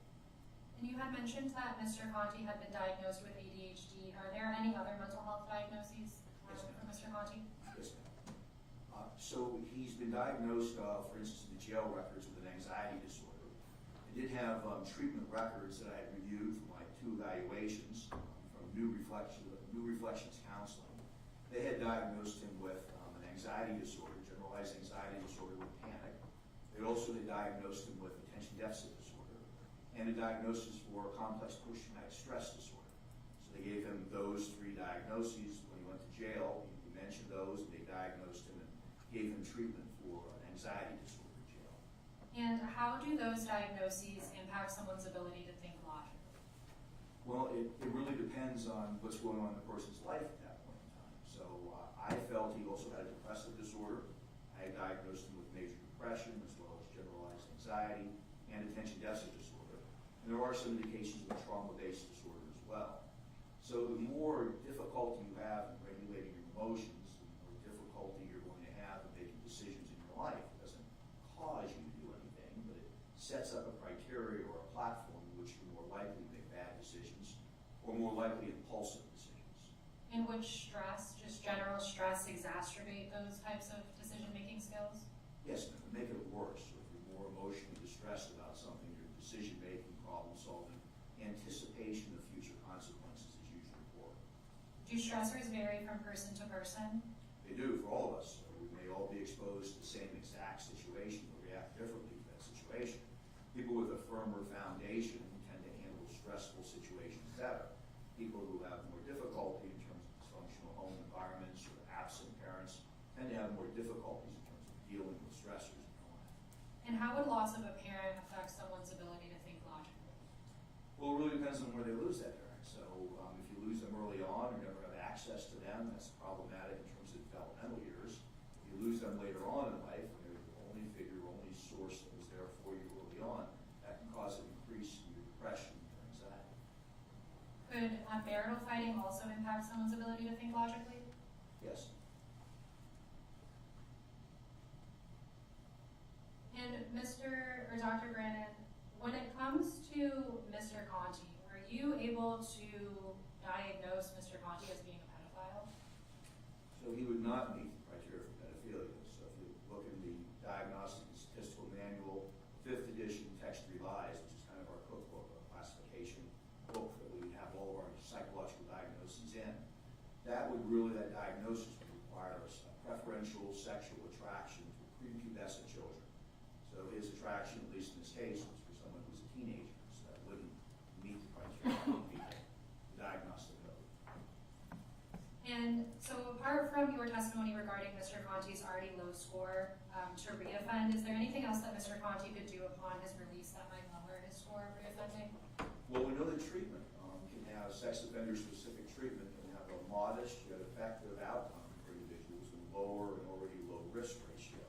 So getting people to get around and understand why they engaged in the behavior they did, cost the consequences of that, but at the same time, being able to correct those kind of mistakes, those thinking mistakes in the future, we know certainly has some modest effect in terms of outcome on reoffending. A moment, check it for your honor. Brandon, Nothing for now, this time, Your Honor. all right, any inquiry from the state? Yes, Your Honor. You may proceed. Good afternoon, Good Doctor. afternoon. I'll keep this brief. How are you doing? Real good, thanks. All right, so I just have a handful of questions for you. Yes, ma'am. You testified about you work with many sex offenders. Yes, Is it fair to say that many of them are first-time sex offenders? I'd say most of them, yes. Meaning that they wouldn't have a history of sex offense convictions on their record. Sure, the ones you evaluate for court purposes, no, they usually don't. Relying on the research of people who reoffended, but your contact with them is usually the first offenders. Okay, and you testified that you've worked for both sides in your employment. Yes. How many times would you say you testified in court for the defense, if you could put a number on it? Oh, wow. Well, it would be more for the defense because they usually raise the issue of mental health first. I actually counted this. I'm hired by the state more often than prosecutors, more often than defense attorneys. But if you switch it and say you testify in court, I'd say I probably testify more for the defense because they raise the issue of mental health first. And about how many times roughly, I know it's hard to put a number on it, but over 100, over 500, how many times would you say you Yes. testified? Yes. I don't know. I know I'm hired 54% of the time by prosecution and about 46% as of January of this year are my numbers in terms of who initially hires me. But I just intuitively, I think that I probably testify more like mitigation hearings and things like that. So I could guess, I could say that probably 60% of the time, 65% of the time is for defense. So would that be roughly over 50 times, let's say? Sure. Okay, over 100? You know, Over 100 percentages- times testifying in court? Well, if you're asking me over 1,500 times that I've testified, how many times I've testified for state or defense, I don't know those figures. It's going to be close to 60-40 or 55-45, something in that neighborhood. No problem, I know it's hard once you do it so much. First time I ever thought of that. Sure. All right, now, when you were evaluating Mr. Damian Conti, before I get there actually, as co-owner of your practice, what is your hourly rate? Depends on who I'm working for. So my private rate is now $300 an hour. When I work for your office or a defense attorney's office, I work for $200 an hour. So, how many hours did you bill, in this case, the case of Damian Conti? About 15 at this point between the two evaluations. And what was your hourly rate there? $200 an hour. All right. Now, when you were evaluating Mr. Conti, was much of the information that you used self-reported? No, ma'am, it was included in it, but it was not, it had numerous records and collateral contacts with other individuals. So like any forensic evaluation, I try to rely on multiple sources, jail medical records in the beginning, mental health records. And are those records that date back to after his arrest? No, ma'am, the New Beginnings record, New Reflections, I'm sorry, New Reflections records, they were actually right before his arrest, so he was in that program or getting treatment there at the time he was arrested.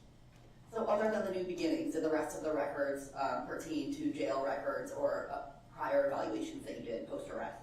Sure, and then I spoke to two collateral sources, his now ex-wife and also And in your reports, it was mentioned that he wrote an autobiography. Is that correct? I did see that, yes, I did read that. Did you read that or get a copy of that, or it was just mentioned? Both, I read it, got a copy of it, and read it. And was any information for your analysis taken from his autobiography? No. Okay. When you were speaking to Mr. Conti, I don't remember if it was for the first report or the second report, did you talk about a group of minor individuals that at one time victimized him when he was working as a teacher? He told me about that, yes. And what was that about? He was working at an alternative school where he'd been physically abused by some juveniles in school, if I remember correctly. And was that cited as an issue by Mr. Conti that created some of these issues that he now has today? Or as a past experience that is responsible for some of his issues today? Okay, so I understood the first part of the question. Let me take that first. So in terms of the first part of the question, he talked about that in terms of trauma, along with some other factors. He mentioned that was suggestive of a traumatic reaction in his life. He had a number of factors. But related to the events of today, everything's sort of a foundation. It doesn't cause it. No psychological problem caused anything that was done here. But it certainly sets a foundation that makes it more likely to happen. And what did those children do to him, according to him? They just, if I remember correctly, they just beat him up, roughed him up, is what he had said. Choked, Yeah, if I remember correctly from his diary. burglarized him? Something like that, yeah. Just a moment, Your Honor. No further questions. Thank you so much. All right, thank you. Ms. Mulready, redirect. Nothing further, Your Honor. Thank you, All right, Doctor. Doctor, I do have one question. Yes, Your Honor. In reviewing your report, you indicated that the validity testing revealed indications of overly virtuous responding on the MMPI-3. Yes, Your Honor. Explain to me what you mean by that, whether that had any implications for your overall conclusions. Sure, Your Honor. Usually in these settings, people try to look as bad as they can to get sympathy for any kind of problems or difficulties. On the MMPI, there's a number of validity scales to kind of see how they're responding to the test. He was responding in an overly virtuous way. He was minimizing things like depression, anxiety, trauma. So he was not saying it at the level that we would expect it to be at. He was really minimizing it. So that's unusual for somebody to do it who's trying to be sentenced to some type of departure. So, in your area of expertise, because sometimes these results can be at least subject to attempt to manipulate results, is that should that raise any concern by the court of attempts to manipulate the test results, or is that some indicator of something completely unrelated to manipulation? Your Honor, it's his efforts to try to look as good as he possibly can. He's not lying or telling me anything deceptive about the offense behavior. He acknowledged that to me. On psychological testing, he's embarrassed and uncomfortable and easy talking about psychological problems. All right, the other question that I have for you is, despite your conclusion that he falls into the range of 3.2% of potential risk of reoffense over 5 years and 5.1% over 10 years, you still opine that it would be appropriate for him to participate in weekly sexual offender rehabilitation groups in a program I think you refer to as REACH. Why is that necessary if you are of the conclusion he falls in such a low category of risk of reoffense? Because there's more, Your Honor, than just risk of reoffending. There's what happens as a result, the separations of relationships, interference, with children, the relationship with your children, the loss of your job, jail sentences, prison. those things go into sex offender treatment. Talk to somebody about the impact and effects of what they've done, not only addressing the offending behavior, addressing depression, anxiety, things like that go along with what's happening. All right, and you also recommended that he be considered for weekly individual counseling due to his high levels of emotional stress at the time of the assessment. When I read that, the question I had, at least popped in my head, was whether these high levels of emotional distress that you have observed are potentially indicative that they could influence the possible likelihood of recidivism or reoffense here. I don't know exactly what the high level of emotional distress is you're referring to, but anytime I would think that someone's operating on a high level of emotional distress, that creates a risk that they could do things that already being constant that those types of people might not do, where someone with the emotional distress levels could. Because I would think that means not making reasoned, mature, informed decisions because you're driven by the emotional distress. So I'll address two things there, Your Honor. One is I agree with the court. The more depressed or anxious you might be, the more you might make bad decisions and impulsive decisions, which was one reason I put it in place and recommended it. The other was that he'd been to 20 sessions of counseling, was in counseling for his depression and anxiety when he was arrested. So I thought a continuation of that after he's through with his penalty, whatever that penalty might be, that might be a good idea to pick that up. His depression and anxiety is likely to be worse when he gets out of incarceration. So the concern I had with that when I read this is someone who is experiencing depression, more depression than anxiety, I would say, would sound like someone who potentially is looking for emotional comfort in places maybe he shouldn't be looking for.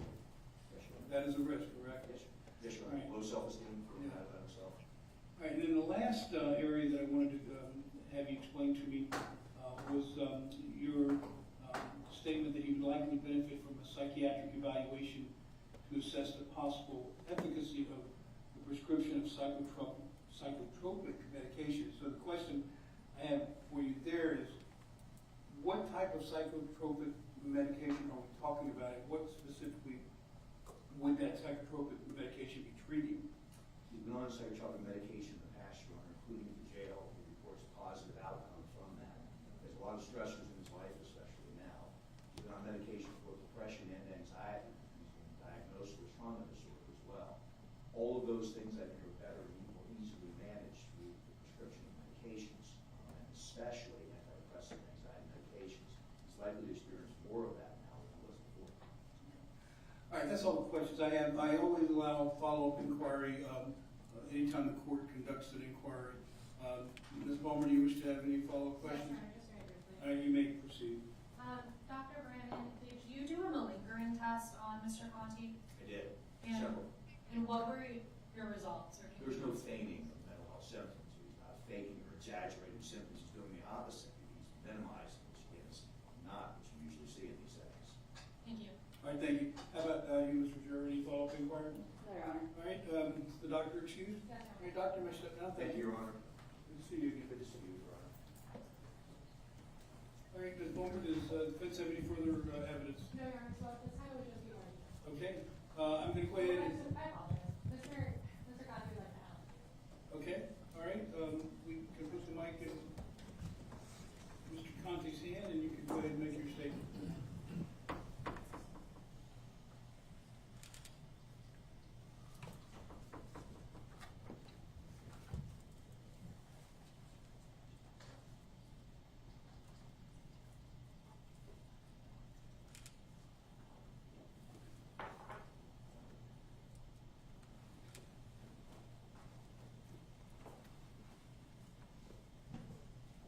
Sorry, Your Honor.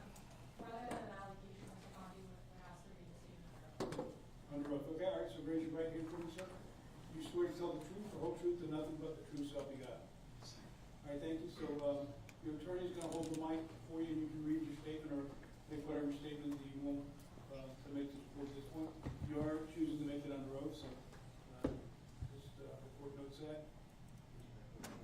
You don't need to stand in certain places, or you can make sure you Just, it's all right with you, just to be respectful, I'm just gonna look at you.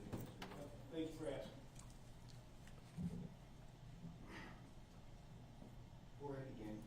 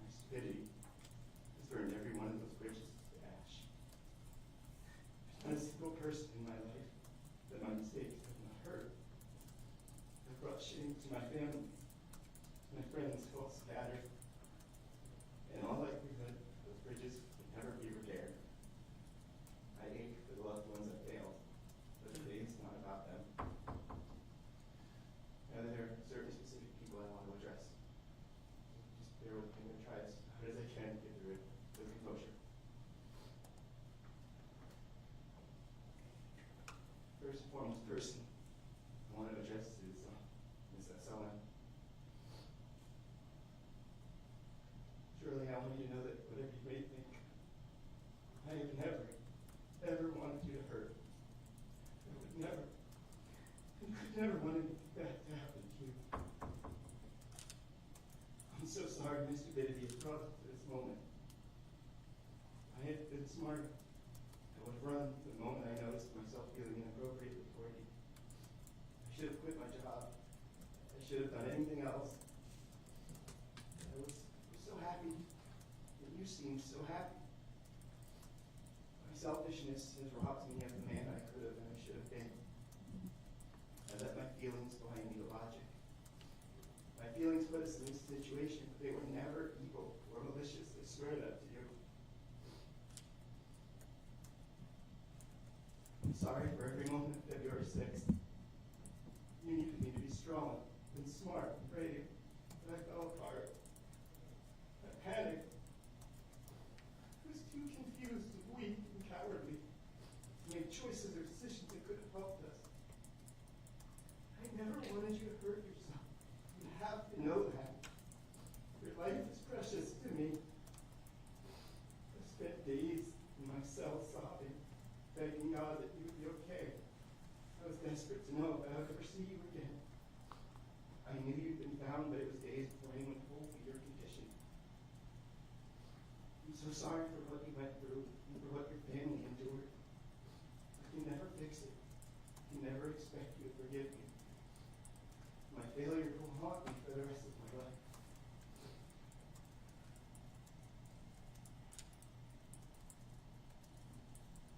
Next, I'd like to take a moment to apologize to my ex-wife. More than 10 years, you were my rock. You were my best friend. You became the amazing mother of my children. Somewhere along the way, her bond was damaged. If I had been a man, I would have talked to you. I would have asked for help. I should have let you know I was unhappy and expressed my needs. I wasn't a man. I was a coward. Instead of fixing our problems, I hid myself from you. Pulled away and destroyed the beautiful life we built together. I broke my vow. I broke your heart. I still have nightmares. You collapsing on the floor. I told you I was going to jail. For that moment, I will hate myself forever. You've moved on now. You're safe, and you seem happy. I'm so sorry for how our story ended. You're a wonderful person. You did not deserve this.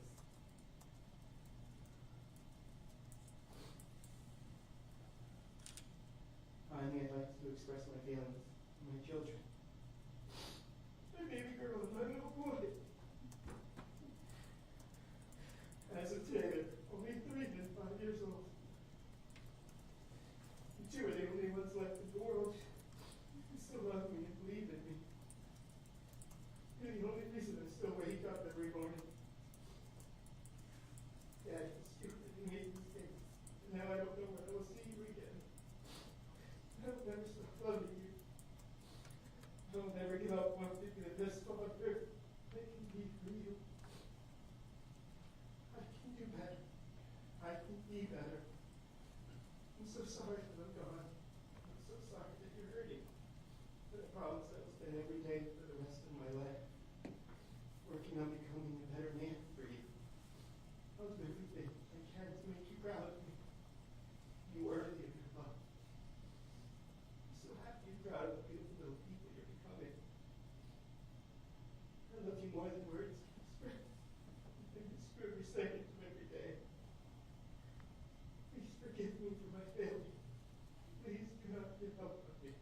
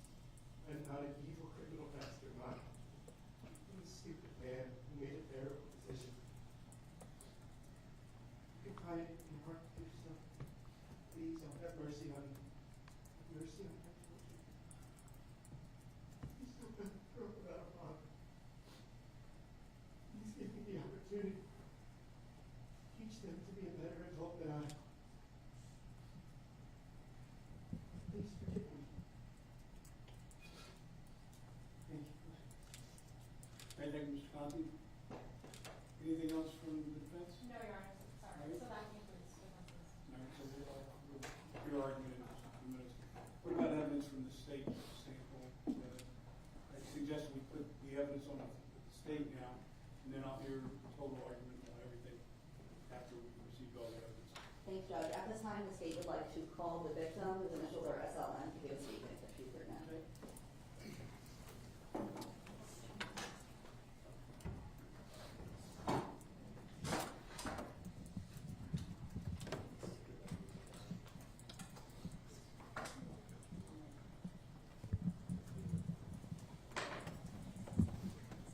You need to take her statement at the podium. Thank you. Raise your right hand, face the camera.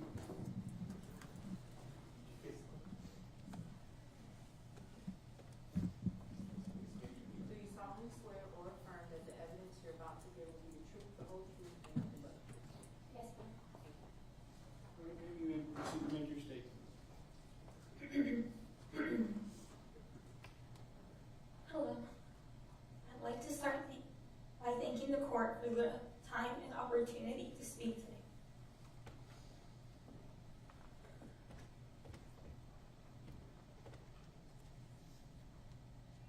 As you know, I am now 18 years old. I'm currently a student at Florida State University. Right now, I should be up in Tallahassee preparing for my final exams and celebrating with my classmates and peers for the final week of our summer semester. I earned a scholarship for the summer where all of my expenses would be paid for. It was just a small group of us students. And right now, I'm in a group chat full of all of my classmates and peers from that scholarship committee, as well as the ambassadors who have been guiding us throughout our summer semester. As I stand here today,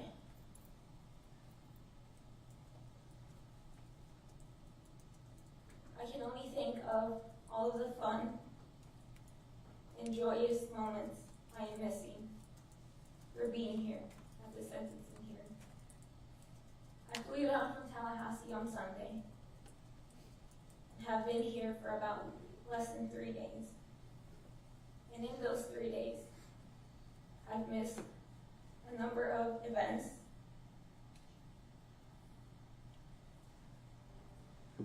celebrations, and just overall moments where I could be sharing with my friends and my peers and my ambassadors.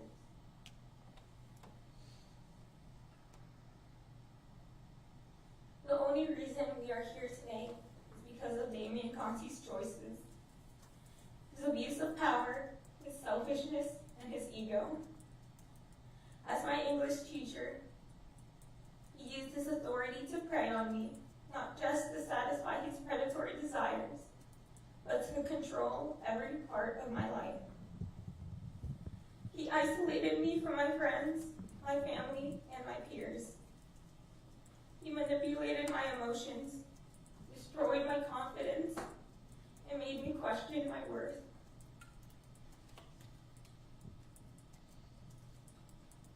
What began as a classroom introduction on August 10th, 2023, just a teacher with an energetic, almost childlike attitude, greeting his student with a smile, soon became the start of 6 months of secrecy, lies, deception, and betrayal. That day marked the beginning of a nightmare I couldn't recognize until it was too late. Damian Conti manipulated me to frequently lie in order to protect his name and reputation, while sacrificing my own. He made me lie to my friends, my teachers, my family, and even myself. He turned me into someone I didn't recognize, someone living a double life. That double life exhausted me. I felt like I was drowning in secrecy, guilt, and shame. I would taunt the defendant about his actions. I would tell him how used I felt, how much it hurt to be a part of something so wrong. And what did he do? He cried. He apologized. He promised to make things right. the apologies always came with more manipulation. The emotional manipulation Damian used against me ensured that when he would abuse me, I would question myself and my moralities instead of him. At the time, I could barely see him as a horrible person. I saw him as comfort, security, resilience, and trustworthiness. Qualities that I know now Damian Conti does not possess. He would love bomb me with compliments, affections, and gifts, doing whatever it took to keep me attached to him. He made me believe I was special, that the world was out to attack me, that he cared, but none of that changed the truth. He was a grown man exploiting his student and disguising it as love. I opened up to him about my insecurities, hoping for comfort. Instead, he made them worse. My insecurities only intensified each time Mr. Conti dared to reassure me by comparing his wife to me. He tried to boost my self-esteem by tearing down his wife, comparing our personalities, our bodies, and even our sexual performances. He planted thoughts in my head I had never had before, ones that still follow me to this day when I look into the mirror.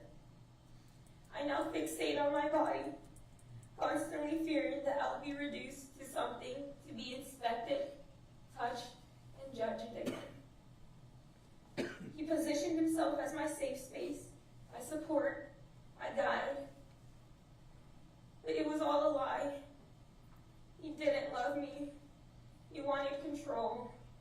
And for a while, he got exactly what he wanted. For a long time, I didn't believe what happened to me was abuse. Mr. Conti was so kind, compassionate, funny, and reassuring. I told myself it didn't affect me. I convinced others and myself that I was fine, that I didn't care, that my struggles were my own fault. I blamed my depression and my anxiety on my own imperfections, on being awkward or unlovable. But deep down, something felt broken. I told myself that Mr. Conti was arrested because of me, that I broke up a family,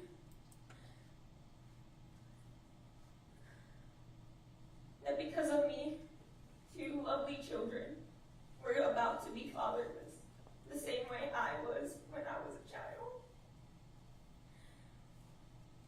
I thought it was my fault, and because of that, I almost lost my life. After the arrest and my suicide attempt, I was forced to move schools. At this new school, I was constantly on edge. There were people whispering over my shoulder, despite being away from the school where I got hurt. I stopped talking altogether. I stopped smiling. I wanted to disappear. The social, outgoing girl I once was, she was gone. This past 1.5 years since the arrest has been the worst for me. Trying to fight off thoughts of suicide and self-harm has been a recurring battle in my head. I felt insane. I hated myself. I told myself there was no better.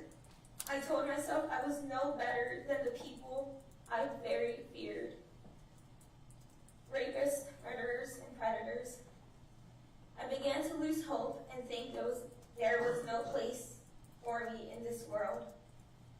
That's how much guilt and confusion Mr. Conti placed on my shoulders. I was in denial for the longest time.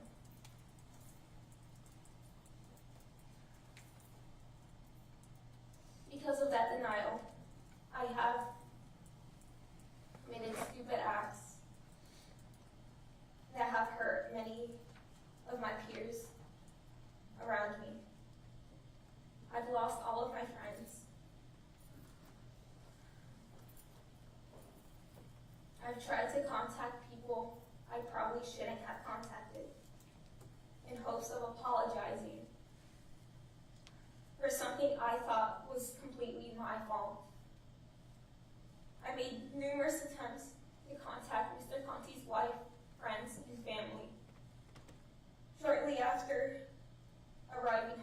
hospital. Fully convinced that his arrest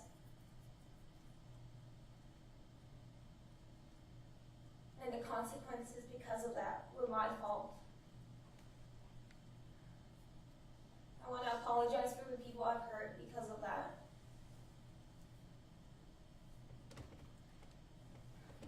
One night, on July 7th, 2024, I sat on my bed and searched teacher sexual assault cases. A video came up, 2 convicted sex offenders, both former teachers, explaining how they picked their victims. I watched frozen. Every word they spoke described what had happened to me. The strategies they used, the grooming, the manipulation, the power imbalance, were identical. There were times where I felt like I was listening to Mr. Conti himself describe how he picked and preyed on me. I was horrified, and finally, I began to see the truth. I was affected by Damian. He did hurt me. He did this to me. From that very moment, I stopped pretending I was unaffected. I stayed up at night watching survivor stories, reading about other victims, and slowly realizing I wasn't alone. I wasn't crazy. I wasn't to blame. Damian Conti hurt me. He took my innocence, and he made me carry the shame for it.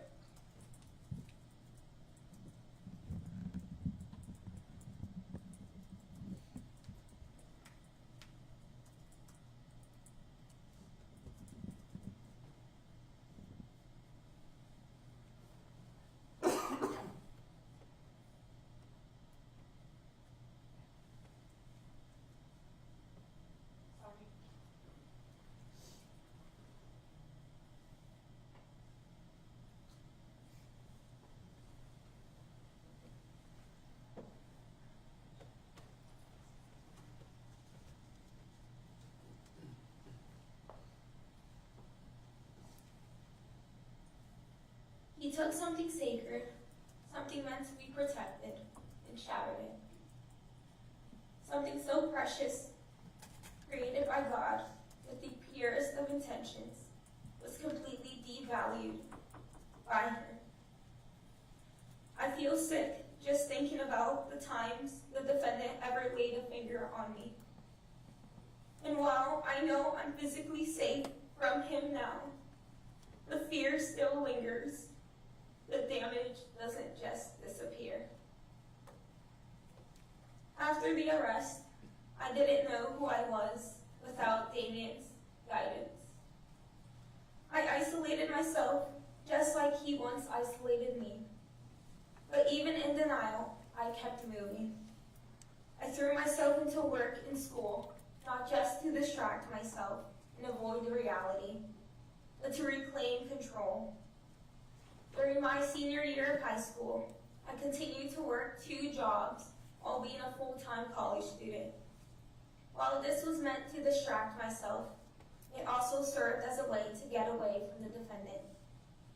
During the spring semester of 2025, despite 3 depositions and trial preparations, I was working over 50 hours a week while simultaneously taking 21 credits at Palm Beach State College. I earned 34 credits before graduating high school that year. It wasn't just ambition, it was survival. And because of all that hard work, I entered Florida State University as a sophomore, with an entire year of college already under my belt. I did that, despite everything. I didn't just get in, I got ahead. When it came time to choose a college, I didn't just choose FSU for its academically strong profile. I chose it because it was far from the defendant, far from the school where I was hurt, far from the people who failed to protect me. I chose safety, I chose distance, I chose healing. But healing hasn't been simple. Even hundreds of miles away, my body still reacts like I'm in danger. I have a friend at FSU who is also white and the same height as Damian Conti. Those are their only shared features between them. And yet, I've mistaken him for Damian multiple times. I've panicked. I've tried to physically fight him off, convinced I was being hurt all over again. That's what trauma does.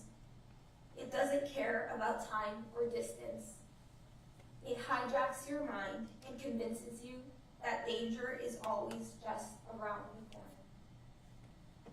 But even now, he's still taking things from me.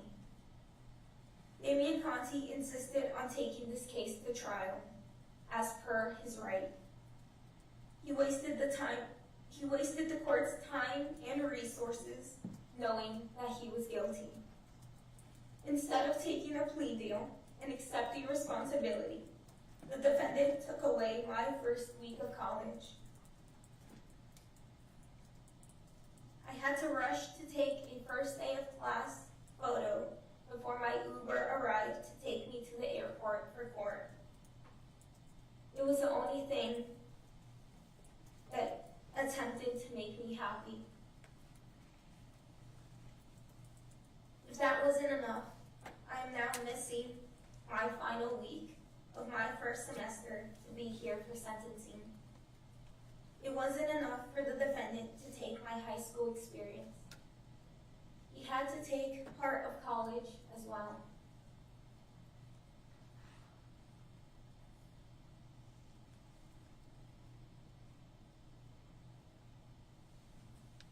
The trial felt like the defendant's last chance to have power over me. He chose not to testify, as is his right. But doing that meant he did not have to feel the same fear and pain I felt by reliving what happened to me. He did not become so overwhelmed that he collapsed. Only I did. In fact, the only time he showed any emotion at all was when he watched his own confession. Despite seeing body cam footage of police resuscitating me, hanging, limp, corded up, and barely alive from the attempted suicide he drove me to, despite watching the ICU interrogation video, where my body was bruised, my eyes were bloodshot red, and my face swollen and discolored from the hanging attempt. Despite witnessing me physically collapse and wail in open court after testifying in front of him, he didn't shed a tear, not even a single blink. The only time he showed emotion wasn't for me. It was for himself. For someone who claimed to care about me, he only truly cared about himself. But what does that say about him? It says everything. It shows that Damian Conti is not just selfish. He is emotionally vacant, manipulative, and incapable of empathy unless it benefits his image. I nearly died. I was hooked up to machines, scarred, sobbing, collapsing in front of him, and he felt nothing. Not sadness, not guilt, not shame, not remorse. Only when he saw himself on screen did he feel moved enough to react. That tells me and this court that he is not capable of true remorse. His only concern is how he looks, not who he's harmed. He didn't see a dying girl in that footage. He saw an inconvenience, a consequence, a threat to his ego. It tells me he never saw me as a real person, not during the abuse, not in the hospital, and not on the witness stand. Because if he had, he would have been shattered. But he wasn't. He was blank.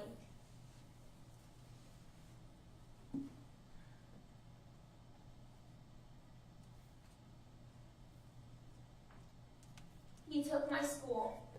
He took all of my friendships. He took my hometown. He almost took my life. But he didn't win. I'm now in college. I'm a first-generation student. I am hundreds of miles away from him. I'm regaining control.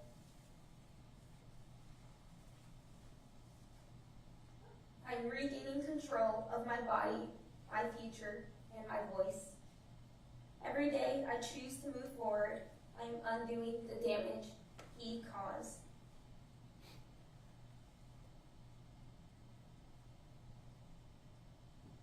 Your Honor, if I may, I would like to speak directly to the defendant.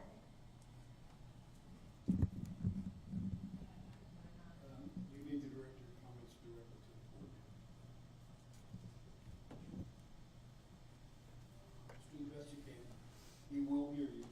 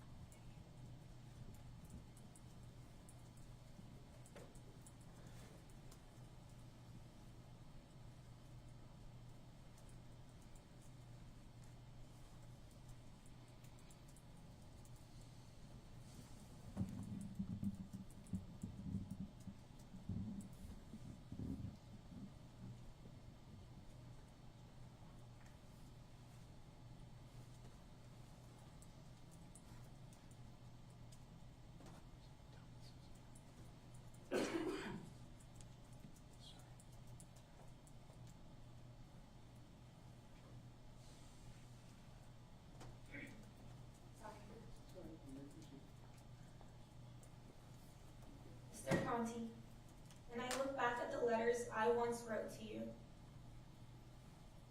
Letters filled with guilt, confusion, and blind trust. I'm reminded of how much I've grown. I am not the same girl who sat in a hospital bed a year ago. I see now how much power you held over me, and it makes me sick.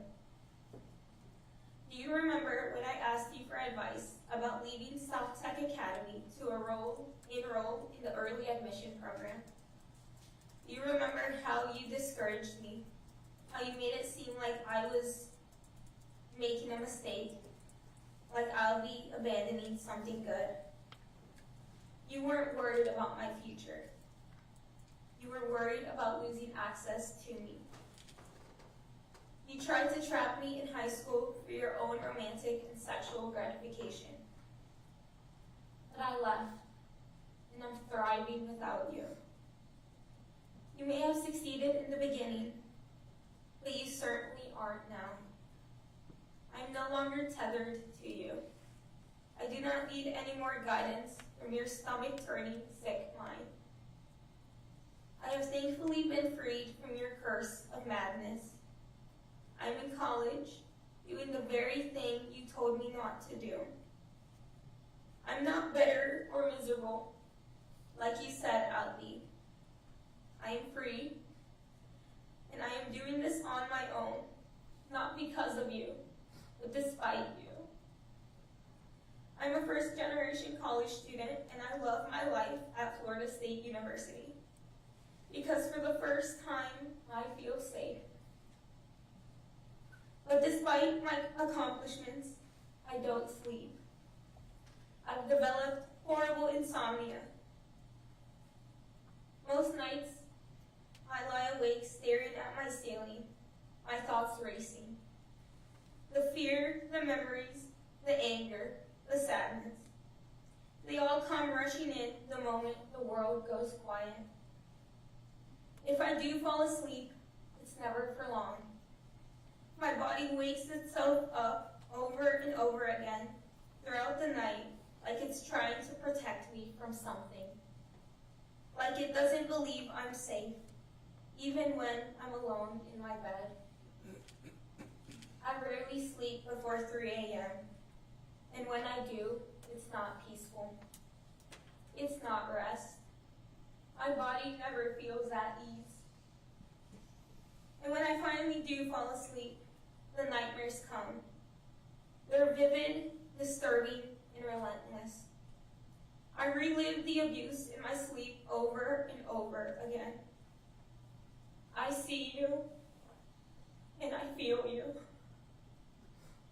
And I wake up with my heart racing, drenched in sweat, gasping for air, and riddled with anxiety.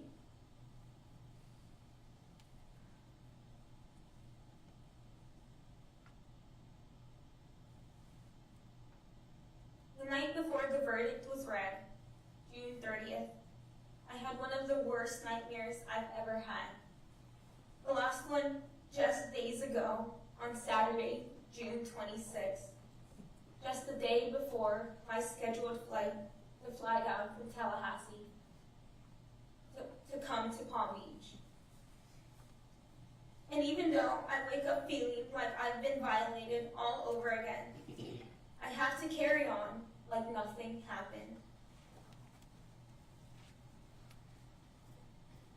I go through the day pretending I'm okay. Pretending I wasn't just raped again in my dreams. This is what I have been dealing with since February 6th, 2024. That's what trauma does. It doesn't just stay in the past. It follows you. It finds you in your sleep, in your friendships, in your silence. You took so much from me, Damian Conti.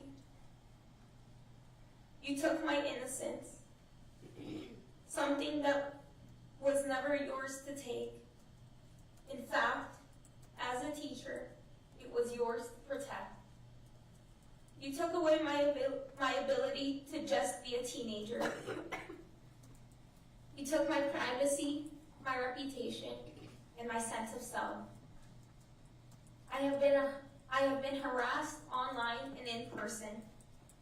I've had people photograph me, impersonate me, shame me, mock me, and worst of all, defend you.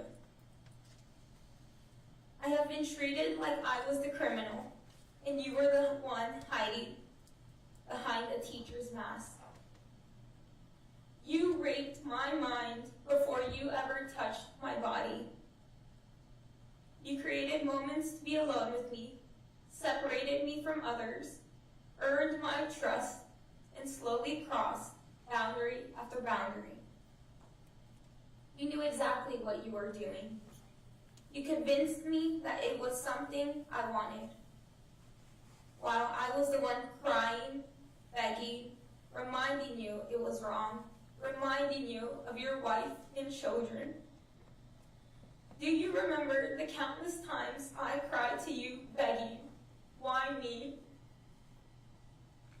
You made me feel like I was the abuser, like you were the victim. And for a while, I believed you.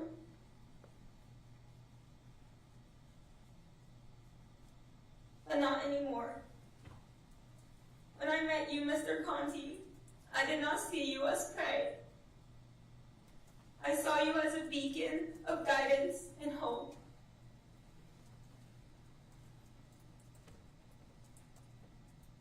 You, on the other hand, saw nothing in me but a narcissistic sex doll. But I freed myself from that spiderweb of lies. I now see who you are. A short, egotistical, sick pedophile.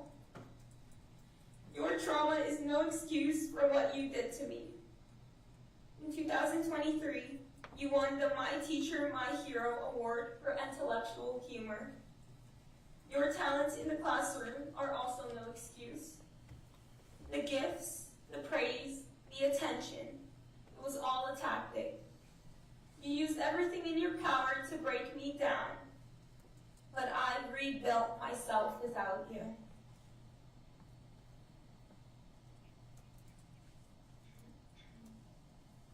Damian, you made me feel so special. I looked up to you so much. I saw myself in you.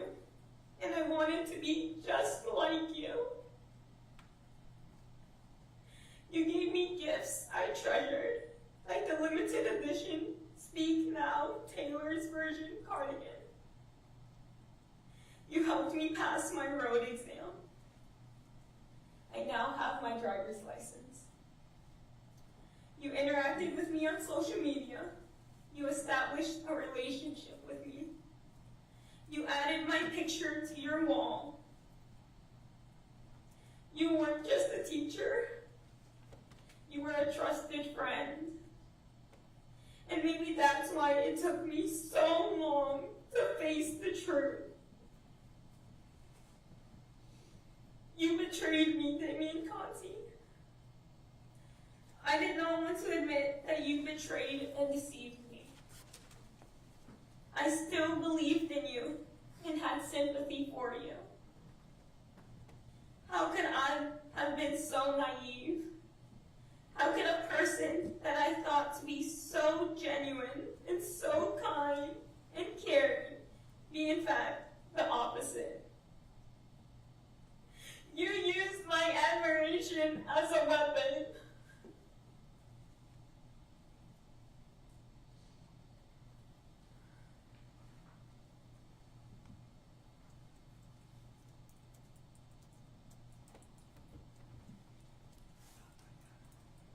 Please don't waste this moment talking about your regret, your grief, or how you found God. If you want redemption, Damian Conti, then start by telling the truth.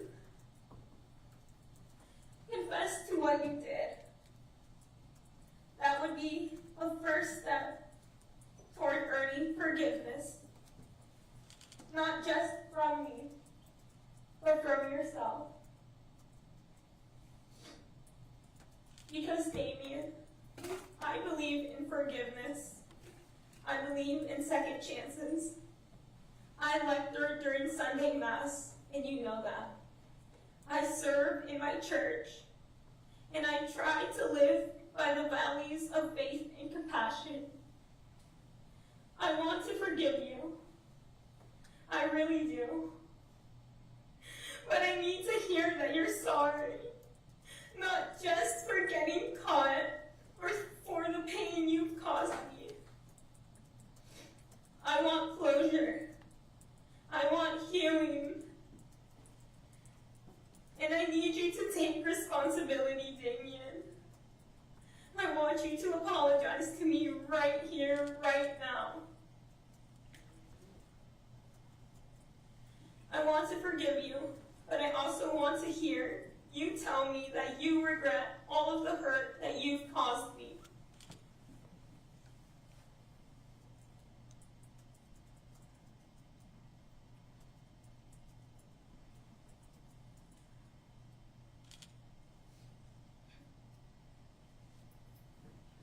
I've played all of my cards. I've told the truth, relived the pain, and stood before this courtroom with nothing left to hide. And that's what you've done too. Except your cards were lies, manipulation, and abuse. There's nothing more to say. No more ace to play. The game is over. You thought the winner would take it all, and that I'll be the one left to fall. But I'm still standing. I'm still fighting, and I am walking away with something you will never have again. Freedom. I win by surviving. I win by healing. And I win by being alive. And I will not let you out of my sight, Damian Conti. Not anytime soon. One day, I will write to you while in prison. I will list every single milestone I've reached without you. My graduation, my degree, my career, and my healing. And when that time comes, when I write that letter to you, I hope you write back to me. I hope you tell me the truth. I hope you finally confess. Why me? Because that's the question I used to cry out to you in confusion and pain. Why me? And I know you won't answer it now, but I hope one day, when you're alone and stripped of your pride, you will. And when you do, when you get that pen and paper, you begin to write about the countless times I ask you, why me? When I get that answer, I'll say just one thing. Good riddance. Because the truth is, Damian Conti, you're the smallest man who ever lived. No matter how many students praised you, how many awards you held, or how much confidence you wore like armor, none of it changes what you are underneath. You are nothing but small. And in plain sight you hid, but you are what you did. And I refuse to carry the weight of someone so insignificant any longer.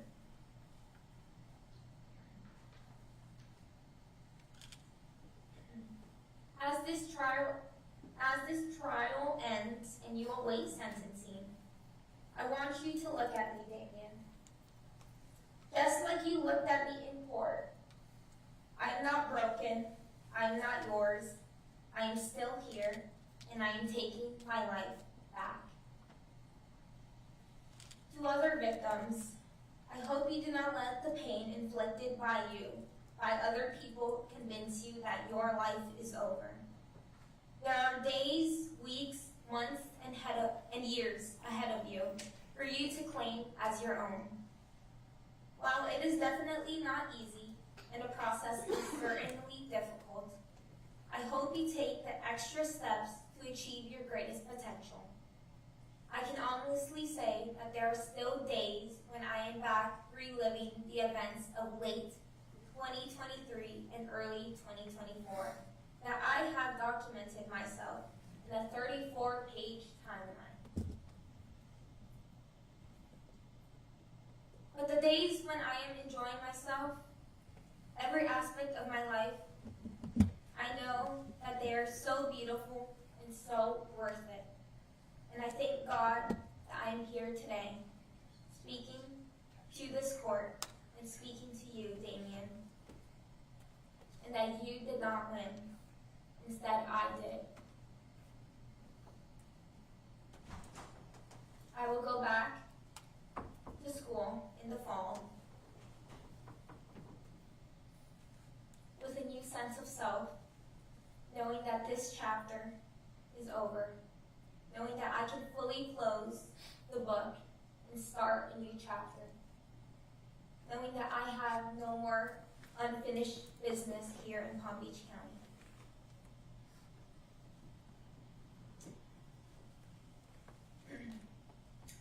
And just like I've ended my letters that I've written to you, Damian Conti,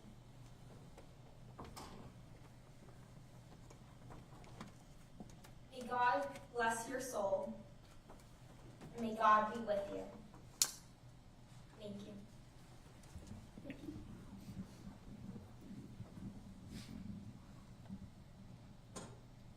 All right, you may return to the gallery. Ms. Rogero, any other evidence or statements of No, Your Honor. the state? No, Your Honor. Okay, so we'll move into argument. At this point, let me hear from you, Ms. Palmer, with respect to the motion for the downward departure.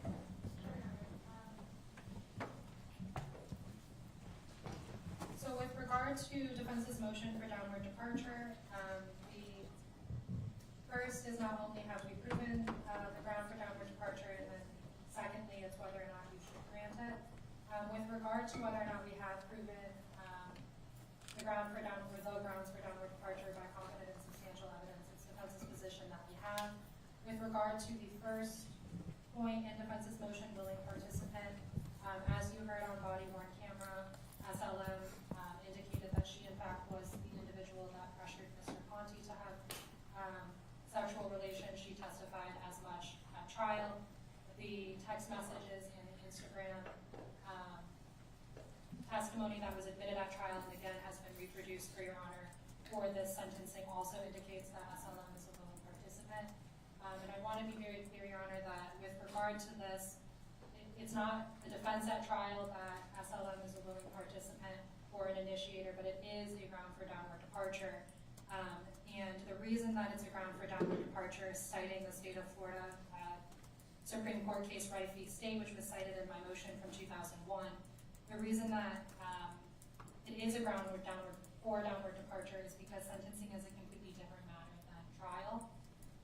And with regard to the Rife case, in that case, the question was whether or not the court could downward depart from unlawful sexual activity with a minor charge, where the alleged victim or the victim was 17 years old and they had sexual activity on numerous occasions. In that particular case, Was the participant in that case or the defendant a teacher? not a teacher, your honor, but in that case what happened is that the defendant had moved in, the alleged victim in with him and became her guardian.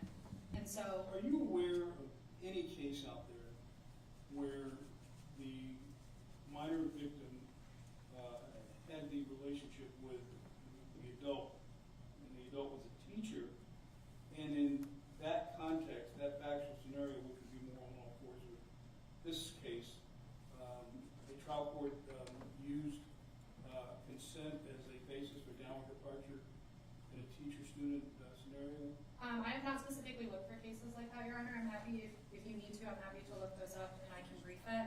But the question isn't really whether, well, yes, so the first question is whether you can, and the answer is yes. Well, let me tell you why it's important to me. Because I get the case that talks about consent being something that can be considered as a legal basis for downward departure. But that is kind of a generic statement of law that applies to all kinds of scenarios where there may be unauthorized sex with a minor. But in the context of where the person, the defendant, is a person in a position of trust, in a position of authority, then the whole concept of consent really becomes very, very vague and ambiguous, because when you're responding in that scenario, and a person is using their position of authority to have their way with you, then it seems to me that even if you're saying yes, you may not really be saying yes in the traditional sense that we consider consent, because you're being unduly influenced and groomed. I can't think of any other word for it but that. Being groomed, you really not even know what you're saying when you agree to the type of conduct. That's why Yes, I asked if there were any cases of dealing with teachers. I don't specifically know of teachers, but I do think that Rife v. State is directly on point to that. So in this case, in Rife v. State, it was an adult who had a 17-year-old move in with them who became their guardian. And so in that respect, it was a power dynamic in that case. And specifically, the court determined that it is a ground for downward departure. And I'm not quibbling with the law on that. I mean, the law is what it is, and I'm obviously obligated to accept it for what it says. But I do think that in a scenario where the position of authority is one where the defendant is a teacher and the minor is a student of that teacher, that if I wanted to distinguish it, I think I could, legally and factually. So I throw it out there so I want to give you an opportunity to respond. And your point about it being somewhat analogous because of the power position, and in that case, the defendant being a guardian, I get that, and that is, that's a reasonable retort to the point I'm making. so I guess I would say to that, it seems like we're not really quibbling over words, but I want to be very clear that it's not a matter of you can't depart for consent based on this charge. It's that you can, it's whether or not you should, is really what you're asking.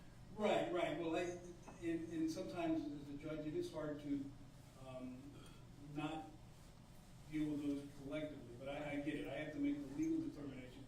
Is there a legal basis for downward departure? Have you met your burden in establishing that?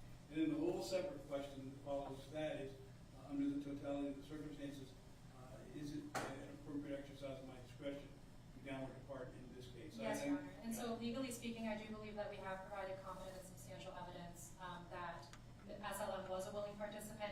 Had consent been an issue in this particular case, we wouldn't be here on an unlawful sexual activity charge would be her on a sexual battery, where consent is actually in question. It's also why the state attorney in their motion in the pre-trial asked that we keep out consent, because consent was, this was a consensual relationship. Respectfully, you know, through therapy and yes, legally, there was no, or legally consent gets blurred, but at the time that this actually happened, consent, although not legally speaking, in reality it was a consensual act. With regard to just proving the points, and then I'll go to why we should grant So, downward departure. just to be the devil's advocate, Sure. she was 16 at the time. At what age do you drill down to where you can argue that the victim is consenting? 12, 10, So, 9? Your Honor, I think that would depend on the facts of the case, but with regard to rights, specifically what the court found in determining that consent is a ground for downward departure is that it says, it is so clear that the judge did not believe that the young woman was so immature that she could not agree to the encounter or that she was incapable of loving the defendant. The defendant saw the minor, the judge saw the minor, heard her testify and observed her demeanor and was free to determine for herself the maturity, emotional, and otherwise of the young woman. And so, the question about how young does it go, I don't really think that is particularly relevant in this particular situation, because in this particular situation it's a 16-year-old girl, and she can consent to sexual activity, and she in fact did, and she was a willing participant in this. Whether or not you should grant downward departure based on that is a different Look, question. I'm not going to quibble with you that the Supreme Court said it can be a basis for downward departure. Yes. We'll accept that. And so, I'll get to... But I will also say the Supreme Court has reversed itself in the state of Florida on a number of issues. And in this day and age where we are doing everything possible we can to protect our children in schools, I venture to say this would be an area that maybe the Supreme Court should take a look at, because it gives me some concern. But I have the law in front of me. I know what it says. And I think with respect to the argument that you're making, I'll hear from Ms. Ruggiero, obviously, but you're not making the argument that it's a basis for downward departure without a substantial history of the law. So I'll concede that to you. And so with regard to the other bases as to whether or not we have proved them, and then I'll talk about why you should grant downward departure. With regard to isolated, unsophisticated, or remorseful, as stated in defense's motion, this was a continuous event as laid out in the information from December 24th to February 2025. Dr. Brandon has testified that he has done a psychosexual evaluation and determined that Mr. Conti's conduct is unlikely to repeat itself. With regard to isolation, Mr. Conti also has no criminal history as reflected on the score sheet, which has not yet been provided to you, but I believe the state will provide to you.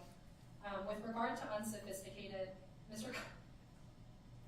Conti, even in the state's opening statement, the state indicated that he became brazen with his actions, that it became so much brazen that Mr. Conti is having lunch with a student.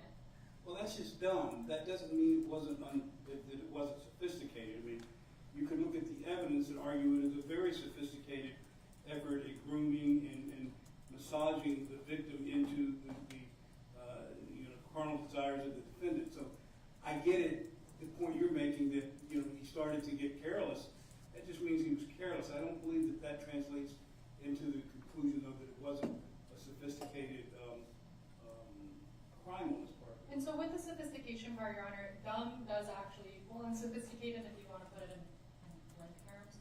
Well, dumb was the cover-up, the being disclosed. I'm talking about the actual criminal act itself of engaging in a sexual activity with a minor. Yes, Your Honor, and with regard to that, I would direct your attention to all of the text messages, all of the Instagram records that the state presented at trial. And with regard to those, even the emails themselves, it's not, Mr. Conti did not act the way that he should have, and I'm not making excuses for what happened. There's no reason that those actions should have happened.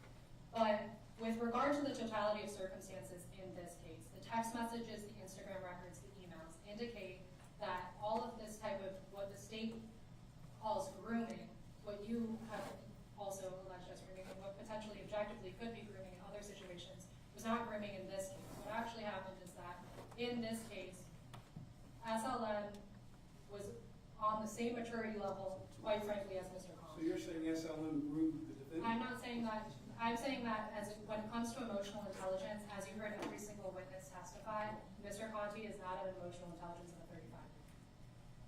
What he is, as David Conti indicated, is a puppy dog.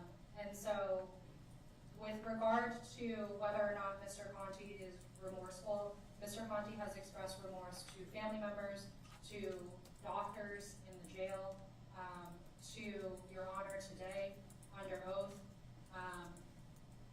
He has been very emotional throughout the trial, throughout the trial process. While his demeanor at trial may have been stoic, that was at the advice of myself as to how to present himself at trial.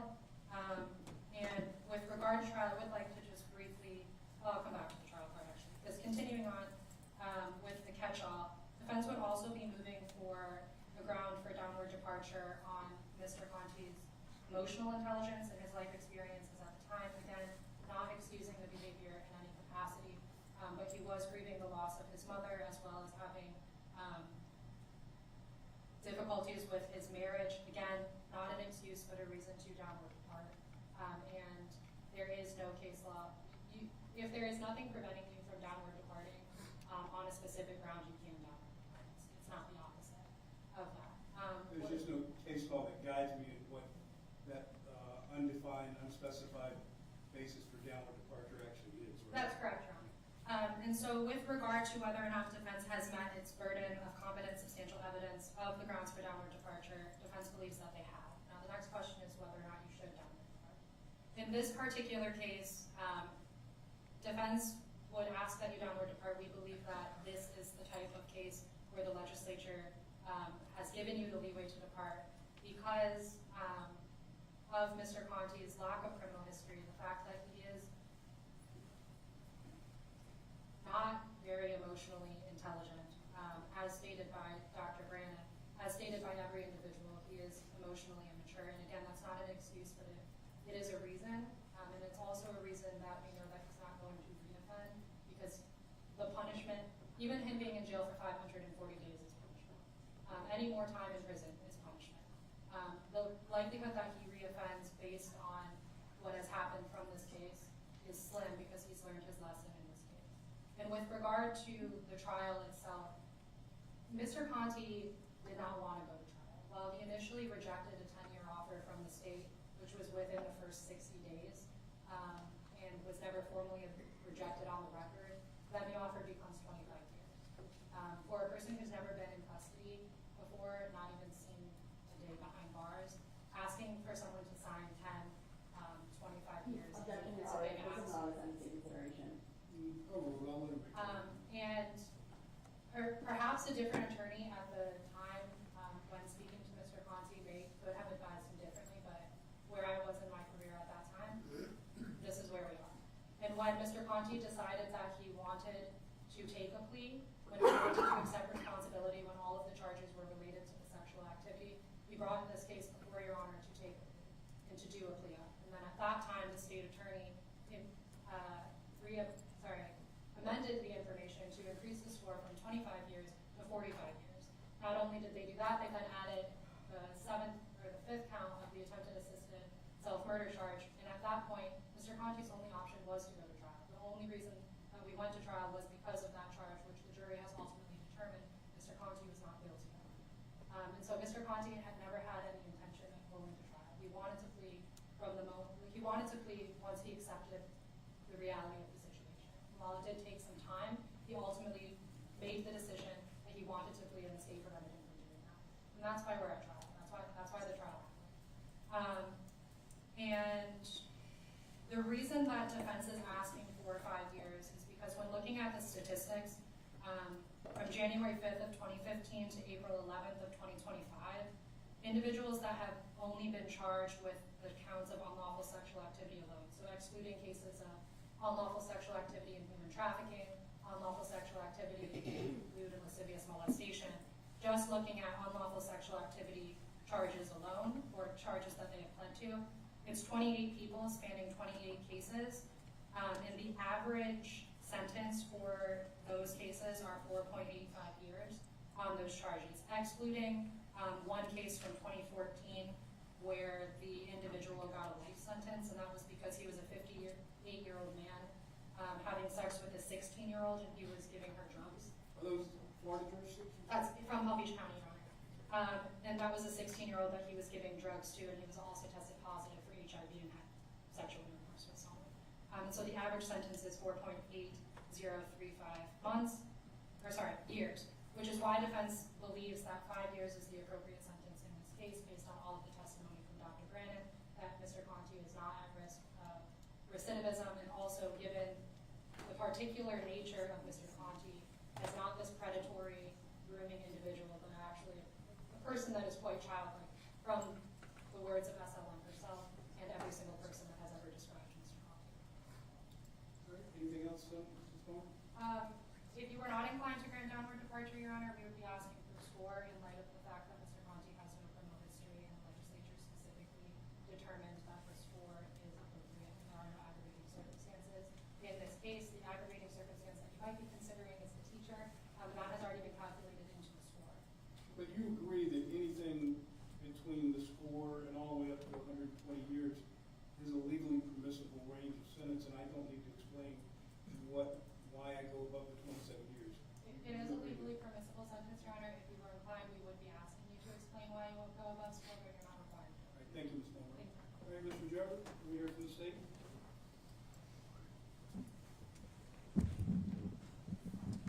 First, Judge, there are some statistics that were just mentioned that I'm not going to respond to because I would need to be provided those exact statistics and be given a chance to review them before I can respond. But what I will respond to is first, as Your Honor knows, you've reviewed my memo. I do outline each and every basis that they're moving forward on in my memo and why it is that we object to that being used as a basis. I'm going to do willing participant last, if that's okay with Your Honor, because I think it's quick for the state to shut down the other basis, which would be that this crime was committed in an unsophisticated manner, that it was an isolated incident, and that he has shown remorse. First and foremost, there is a case that I cite in my memo. It's the case Monroe that I mentioned. That's on page 8. There, the fact that the defendant had committed multiple acts of lewd, lascivious molestation negated the court's finding for sentencing purposes that his offense amounted to a single isolated incident. Further, I think that that's kind of common sense, Your Honor, that when there is a relationship like the state established there was here, where the defendant committed so many acts of sexual abuse upon a minor that we can't even come up with a number for it, that is not what is meant by the legislature when they talk about there being an isolated incident. This wasn't something that occurred multiple times in one day or 1 week. This was months and months of different sexual acts being committed against SLN at different times, different locations, even after the defendant had been warned by his own school to stop engaging in inappropriate behaviors with students. Further, to say that this is unsophisticated is also a stretch here. The Florida courts have discussed the term unsophisticated, and they've defined it as, of course, being the opposite of sophisticated. That, for example, sophisticated is defined as having acquired worldly knowledge or refinement and lacking natural simplicity. This plan was not a simple plan. The defense could stand up here all day and say that they don't believe, or that he lacks emotional intelligence, and he's not very smart, or whatever it is that they want to say. This plan was anything but simple. It required, before he actually took any action, it required him gaining the victim's trust, which he took very, very complex and deliberate steps towards gaining, and he was able to successfully do so. In the defendant's statement himself, he tells the officers that this is a girl, SLM, that he defined, or he says, has a very hard life, that she's working 2 jobs, that she has all sorts of issues that he brings up. And when you read his text messages that we introduced at trial in red, he tells her, from the moment he saw her, he had eyes on her, and that his heart knew that she had to be his, and that they were going to live this perfect fairy tale dream together, Your Honor. This wasn't a momentary lapse of judgment or a mistake. This took some precision with how he took those steps, and as Your Honor already mentioned, the fact that he put it in different words, but the state will put it in these words, the fact that he got sloppy towards the end doesn't doesn't show that there's a lack of emotional intelligence. It shows that quite the opposite, that he got cocky, and he really didn't think that he was going to get caught. Now, I think the case law that I have cited in my memo puts that to rest rather easily and doesn't require much further debate unless Your Honor has any specific questions for me on that point. But as to why the court should not impose a departure sentence based on the non-statutory factors cited here in the defendant's motion, I also have a whole section on that that starts on page 10.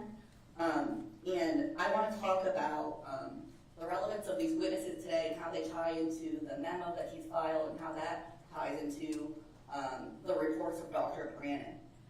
We heard today from witnesses that he had what sounds like a pretty decent life. Most of what is in those reports is self-reported, other than the fact that he had gotten, I believe it was between 10 to 12 counseling sessions done before he was arrested for this crime. Everything else that we have and that Dr. Brannon relied on are things that happened and that he reported after he was in the Palm Beach County Jail and had been arrested. And Your Honor, it's no shock that someone's going to be anxious, depressed, and have bad thoughts while they're facing such a significant period of time and they're under arrest. I don't find any of that compelling whatsoever, that he has ADD, anxiety, or depression, like much of the rest of the world, provides any sort of excuse for what has gone on here. Your Honor, in terms of the willing participant, again, I'll agree with the court. I am not the legislature. They made their laws, their law is what it is. So I will have to agree that Your Honor may find that that mitigator applies, that if Your Honor finds that the victim was a willing participant. But the state's position is that based on the totality of the circumstances, this court should absolutely not exercise its discretion in departing from the lowest permissible sentence, as dictated by the criminal punishment code here. The aggravating factors here are very clear, and I think that Your Honor has already pointed out what the biggest one is, that this was a teacher-student relationship. There was a massive power imbalance. And what the victim consented, if we're going to call it that, I take huge issue with that. I don't agree with the legislature on this even being an exception, but it is what it is. If we're going to call it that, we need to take into consideration, as the case of State v. Wright makes very clear, her age, her maturity, and the totality of the facts and the circumstances of the relationship between the defendant and victim. And that's language that comes directly from Wright, which is the case that the defendant cites to. And if we do that, it's very clear to see that this wasn't a normal consenting situation where it's not as it was described by defense, as this was a victim essentially grooming, whether they want to agree that's what they're calling it or not, grooming the defendant. This was a girl who, like I've already said, was working 2 jobs and was in a very vulnerable position that the defendant identified very early on and used to his benefit. He offered her something that she hadn't been offered before, and that was love, acceptance, guidance, comfort. But there was something that she had to give in exchange for all of that, and it was that she had to act in a certain way, dress a certain way, speak a certain way, which are all things that she testified to during trial, that the defendant led her believe were necessary for her to be the recipient of this trust, of this love. She did not lay all the meats on him first and try to get him to have sex with her, as was described in trial and is even being described today. She was completely manipulated, an innocent 16-year-old girl in a tough situation. She was completely manipulated to give her body away to this defendant in ways that she felt that she had to in order to have an ounce of support in her life, which she was completely lacking at the time. So the state's position is that if Your Honor does find that she was a willing participant, that still you do not exercise discretion in departing from the guidelines based on that count. I cite further details and arguments in my motion, but I don't want to be too repetitive, Your Honor, because it sounds like you've already reviewed all of that. So with that being said, does Your Honor have any questions for the state? I do not. Okay. I will give the defense a brief rebuttal on just the downward departure argument, because that was your motion. So I'll give you the last remarks on that if you want to make any additional comments. Your Honor, roll for 11. Okay. All right. So based on all the evidence presented to the court today and on the argument of counsel, I will deal with the motion for downward departure first. The court finds that the defendant has satisfied the burden of proof required required the defendant to establish at least the existence of a legal basis for downward departure as to the following grounds. And that being the ground that the defendant was a willing participant and had consented. But I want to be very careful in terms of the message I sent to the victim in this case. The court is following the law that says that when it comes to sentencing, consent is a factor that the court can take in to account as a legal basis to downward depart. I'm not restricted in whether I have to downward depart or not, but I do have to make a finding as to whether the defense has met their burden of establishing a legal basis. And I do find that they've met the burden of establishing that this relationship, at least at some level, was consensual, although I have grave concerns as to whether a 16-year-old student in a student-teacher relationship with a man in his mid-30s can seriously engage in a consensual relationship. But the Supreme Court, in its wisdom, has said, yeah, that can happen. So I find that at least at the level of determining whether a legal basis has been established for that, the defense has met its burden of establishing that as a legal basis. I do not find that the defense has met its burden of establishing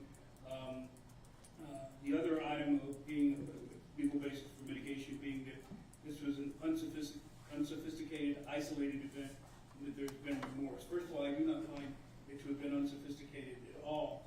I find that the level of deception and the level of secrecy employed by both the defendant and the victim in this case shows that there was a sophistication here, because this was a very sheltered victim that was in school in this situation, and they had to go to great means to ensure that her true guardians here, her parents, were kept in the dark about what was going on, and the defendant participated very extensively in the ruse that there was some suggestion in the evidence during the trial that existed to basically keep the parents' attention deflected from what was truly happening in this situation. So I do not find that this was unsophisticated at all.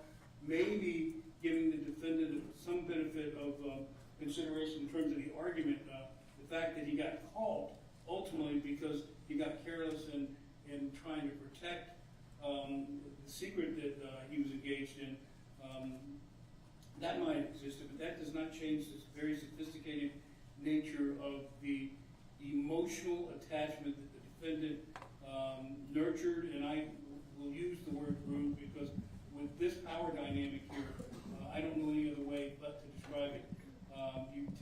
You're in a position of trust, you receive the trust of the victim, and you use that trust to gain things that a person in that position should not ordinarily be able to obtain. So on that point, I would be ruling against the defendant as this being an unsophisticated, isolated event. And I will speak very briefly to just simply the isolated part of that. This was a fairly extensive, repetitive series of sexual activity that occurred over months. And so it was not isolated. And I refuse to look at this as one event from start to finish when it started in August and ended in February. That's not an isolated, that is a continuing series of criminal actions on the part of the defendant during that period. I can't really speak to the defendant's remorse. I'm not sure that I find it credible at this point. I certainly believe that the defendant is sorry that he was called here and that now he is going to suffer the ramifications of what the law says should be imposed as a penalty.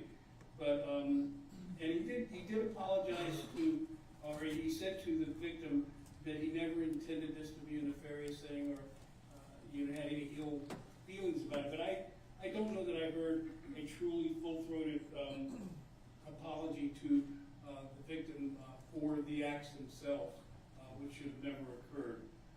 So on that point, court rules against the defendant as there being a legal basis to downward depart. The last area that the defense seeks the establishment of a legal basis for downward departure departure is the non-statutory factor cited in the defendant's motion. And I do want clarification. A mental or emotional condition, isn't that a statutorily prescribed element or ground for departure or downward departure? Is it under a certain score, Your Honor? But the defense's position, mental health can be. Well, I know that you're not citing it as the statutory basis that exists for a mental or emotional condition. You're asking me to make the finding under the other non-statutory factors, correct? That is the defense's motion, Your Honor. If you were inclined to downward depart on mental and emotional condition, I would move for that. Well, the reason I raised the issue is I've been involved in a number of these, and that mental and emotional condition is not a huge lift for defense to meet in terms of establishing a legal basis for downward departure.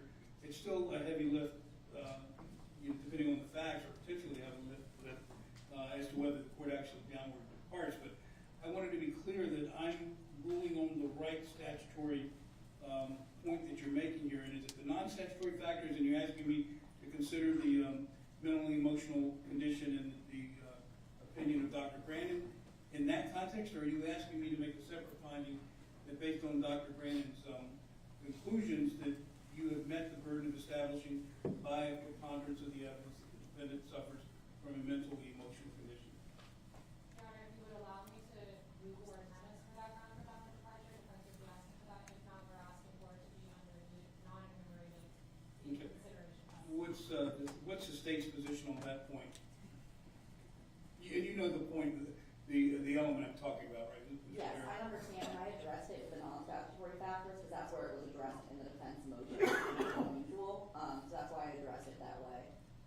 If your Honor wants to consider it in the way that, so if you consider that's fine. I think I'll just, since it wasn't raised in the context of the specific statutory mitigator, I'll consider it in the context of the non-statutory mitigator. So on that particular issue, I find that again by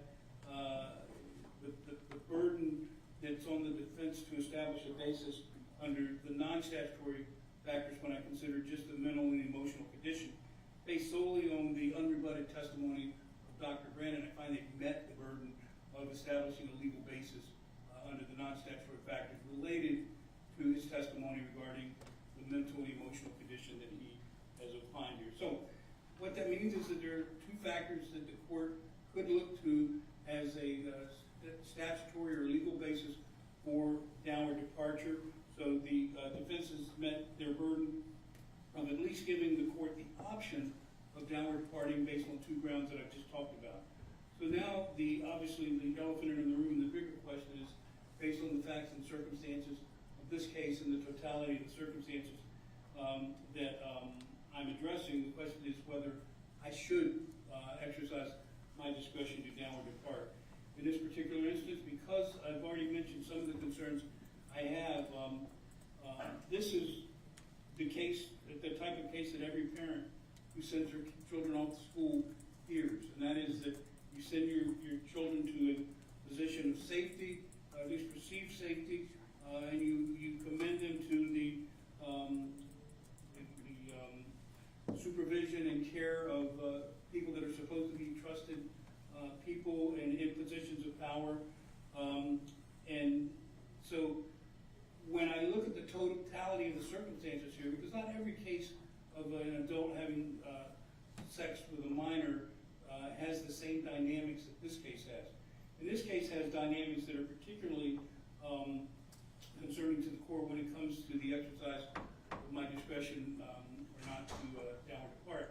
And I've already mentioned it, the position of a person in authority, a school teacher, a very well-respected and popular school teacher, in a position to have the type of contact and exposure to the victim in this case that cries out for the highest standard of maintaining proper decorum and fiduciary responsibility to the students to make sure that at all times they act as they should in the position of authority as a teacher. The other circumstances that and at least inform the court's exercise of its discretion in this case is this was a prolonged period of relationship between the defendant and the victim. And I use relationship in the loosest of context here because I still consider it to be generally more likely than not beyond a normal situation where a true relationship can exist between a 16-year-old student and her mid-30s-year-old teacher. But this case also involved extreme emotional upheavals for the victim. And it's the very thing that when we have these laws protecting minors from unauthorized sex with adults, that we, as judges and as the community, we try to protect the children from the emotional cataclysms. People, even though arguably, I guess they can make this consent, but those consent for a 16-year-old comes with emotional baggage and trauma that's consent for a normal adult would not normally involve. And so that's another factor that I've considered here. And I think it's best evidenced by where this situation in this case ended up. It ended up with the victim hanging from a tree, her face purple, her foaming from the mouth, her having ectopic breathing, which means that the brain had shut down and it was going into survival mode of triggering her lungs to try to breathe life into her, and she had to be. And they had to use, not only CPR, but they used the paddle on the EPIR machine to basically resuscitate her. So she obviously suffered tremendous emotional harm here. And I get it that the jury ultimately did not find the defendant guilty of assisted self-murder, but that doesn't eliminate those facts in terms of the emotional trauma and harm caused to the victim. And I would say to the victim, you showed tremendous courage in coming to trial in very difficult situation and under extremely harsh circumstances, having to present yourself not only to the defendant, but to the world, because this was a highly publicized trial, and it would be tough for any mature adult to undergo that, but for just turned 18-year-old, just graduated high school student, I can't imagine the pressure and the trauma that you were, and the angst and anxiety that you were undergoing in doing that. And I did see it when you did collapse in the courtroom. So I know that at some point, despite your strength and your courage, the circumstances in the moment overtook you, and at one point your knees did bend. But you got back up. You got back up, and then you made your way out of the courtroom. And that's kind of the message that that I would tell you going forward, because whatever I do with Mr. Conti, you will be living with the events for the rest of your life, and you'll have to learn to deal with them emotionally and handle them and basically process them. And the one thing that I will say that gives me some optimism that you'll be able to do that is the strength that you not only displayed at trial, but the strength you displayed this afternoon in giving your full-throated statement to the court and everything you've experienced. So I trust that you will be able to, at some point, shake the notion that you're a victim. You will not be defeated, and you will survive, and you will be stronger at the end. But it doesn't mean that you won't have the benefit of the experience you've gone through, and it will guide you and inform you in the decisions you make in life. Lastly, I would say is that you are the perfect example of a potential victim in this case. As smart as you are, and as motivated as you were, and as hardworking as you were in high school, and you had strict parents. And I don't, for one, think that strict parents is a bad thing. But despite all of that, and all these things done to protect you and still have you out there working to do your best, you felt vulnerable to someone who saw that you were an opportunity. And even the smartest people can make bad decisions and bad judgments. And I will tell you, if you were 35, I might not necessarily give you so much the benefit of the doubt in making a bad judgment, but at 16, you're going to get all the benefit of the doubt by this judge as to how you could have been massaged into thinking you wanted to do something when in reality you were being a victim and you didn't even realize it. You made the statement in your statement to the court is, how could you have been so naive? Well, I have the answer to that, young lady. You were 16 years old, and most 16-year-olds aren't going to be in a situation where they're having to fend off the advances of their 35, 36-year-old teacher. So that's why you were naive.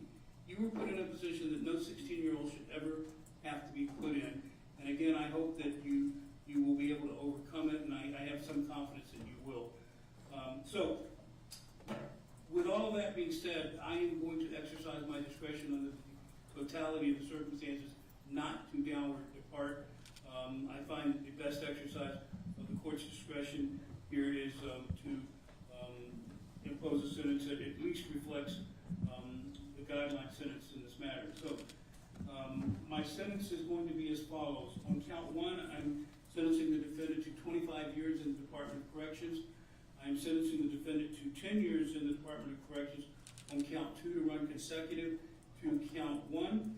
On counts 3 and 4, I'm sentencing the defendant to 5 years each to run concurrent with count 2.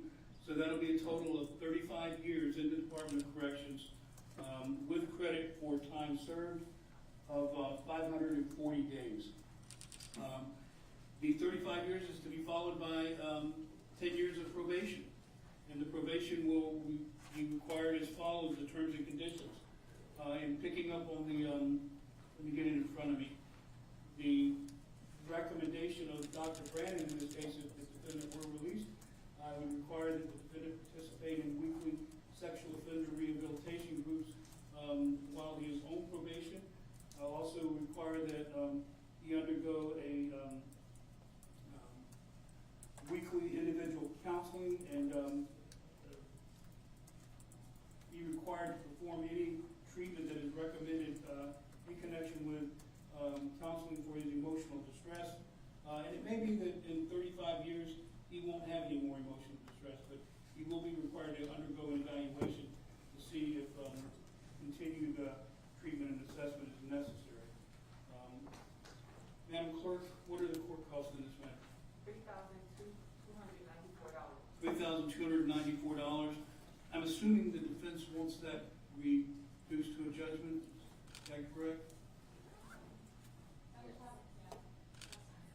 All right, so the cost will be reduced to a judgment in this case.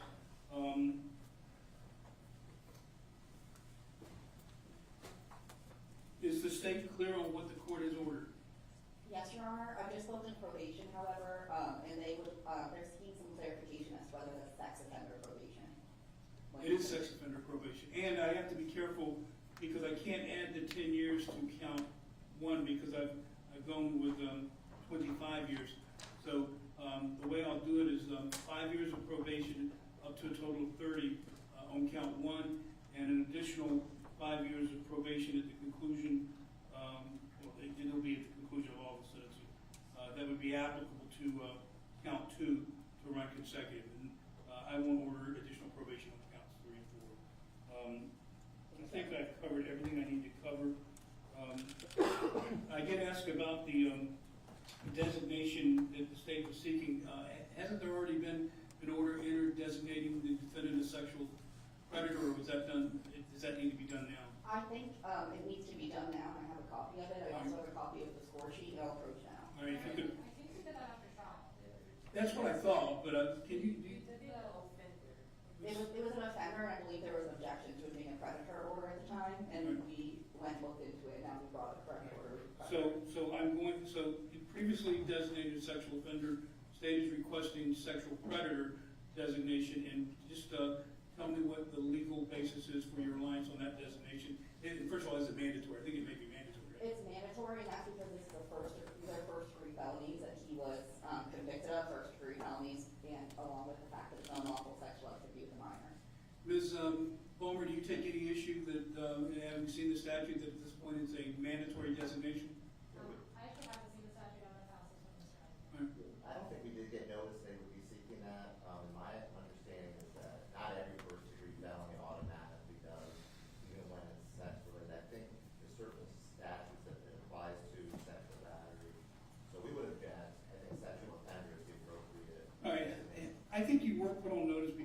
assault right after the verdict. I don't know if were you in the courtroom then or not? No, but we'll just maintain our Yeah, objection. and I just, but I think it was mentioned because, I just know I meant to be. yeah, I recall the issue of offender versus predator being discussed. But in any event, you made your objection, I'm going to overrule it, and I am going to, deem the defendant to be a sexual predator, which I find to be the more applicable and appropriate designation under the facts and circumstances of this case. Ms. Ruggiero, do you have a separate order? There needs to be an order designating that? I do, may I approach? You can And it's approach. also a score sheet every now.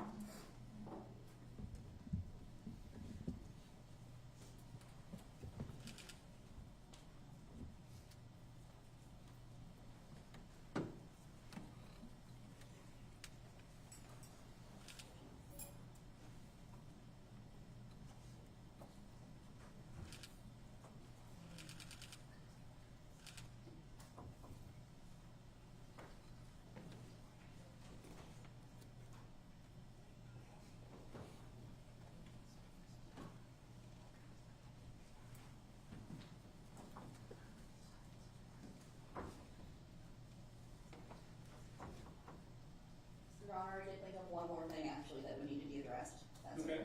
And that would be no victim contact while he's in prison, and whether that no victim contact remains while he's in. And that would be a term of probation as well, so Yes. I am going to order that. Now, I do need to just tell the victim did mention about writing the defendant. I would suggest that you don't do that because I don't want there to be any invitation or creation of an opportunity for the no contact to be violated. I mean, obviously, I don't control that.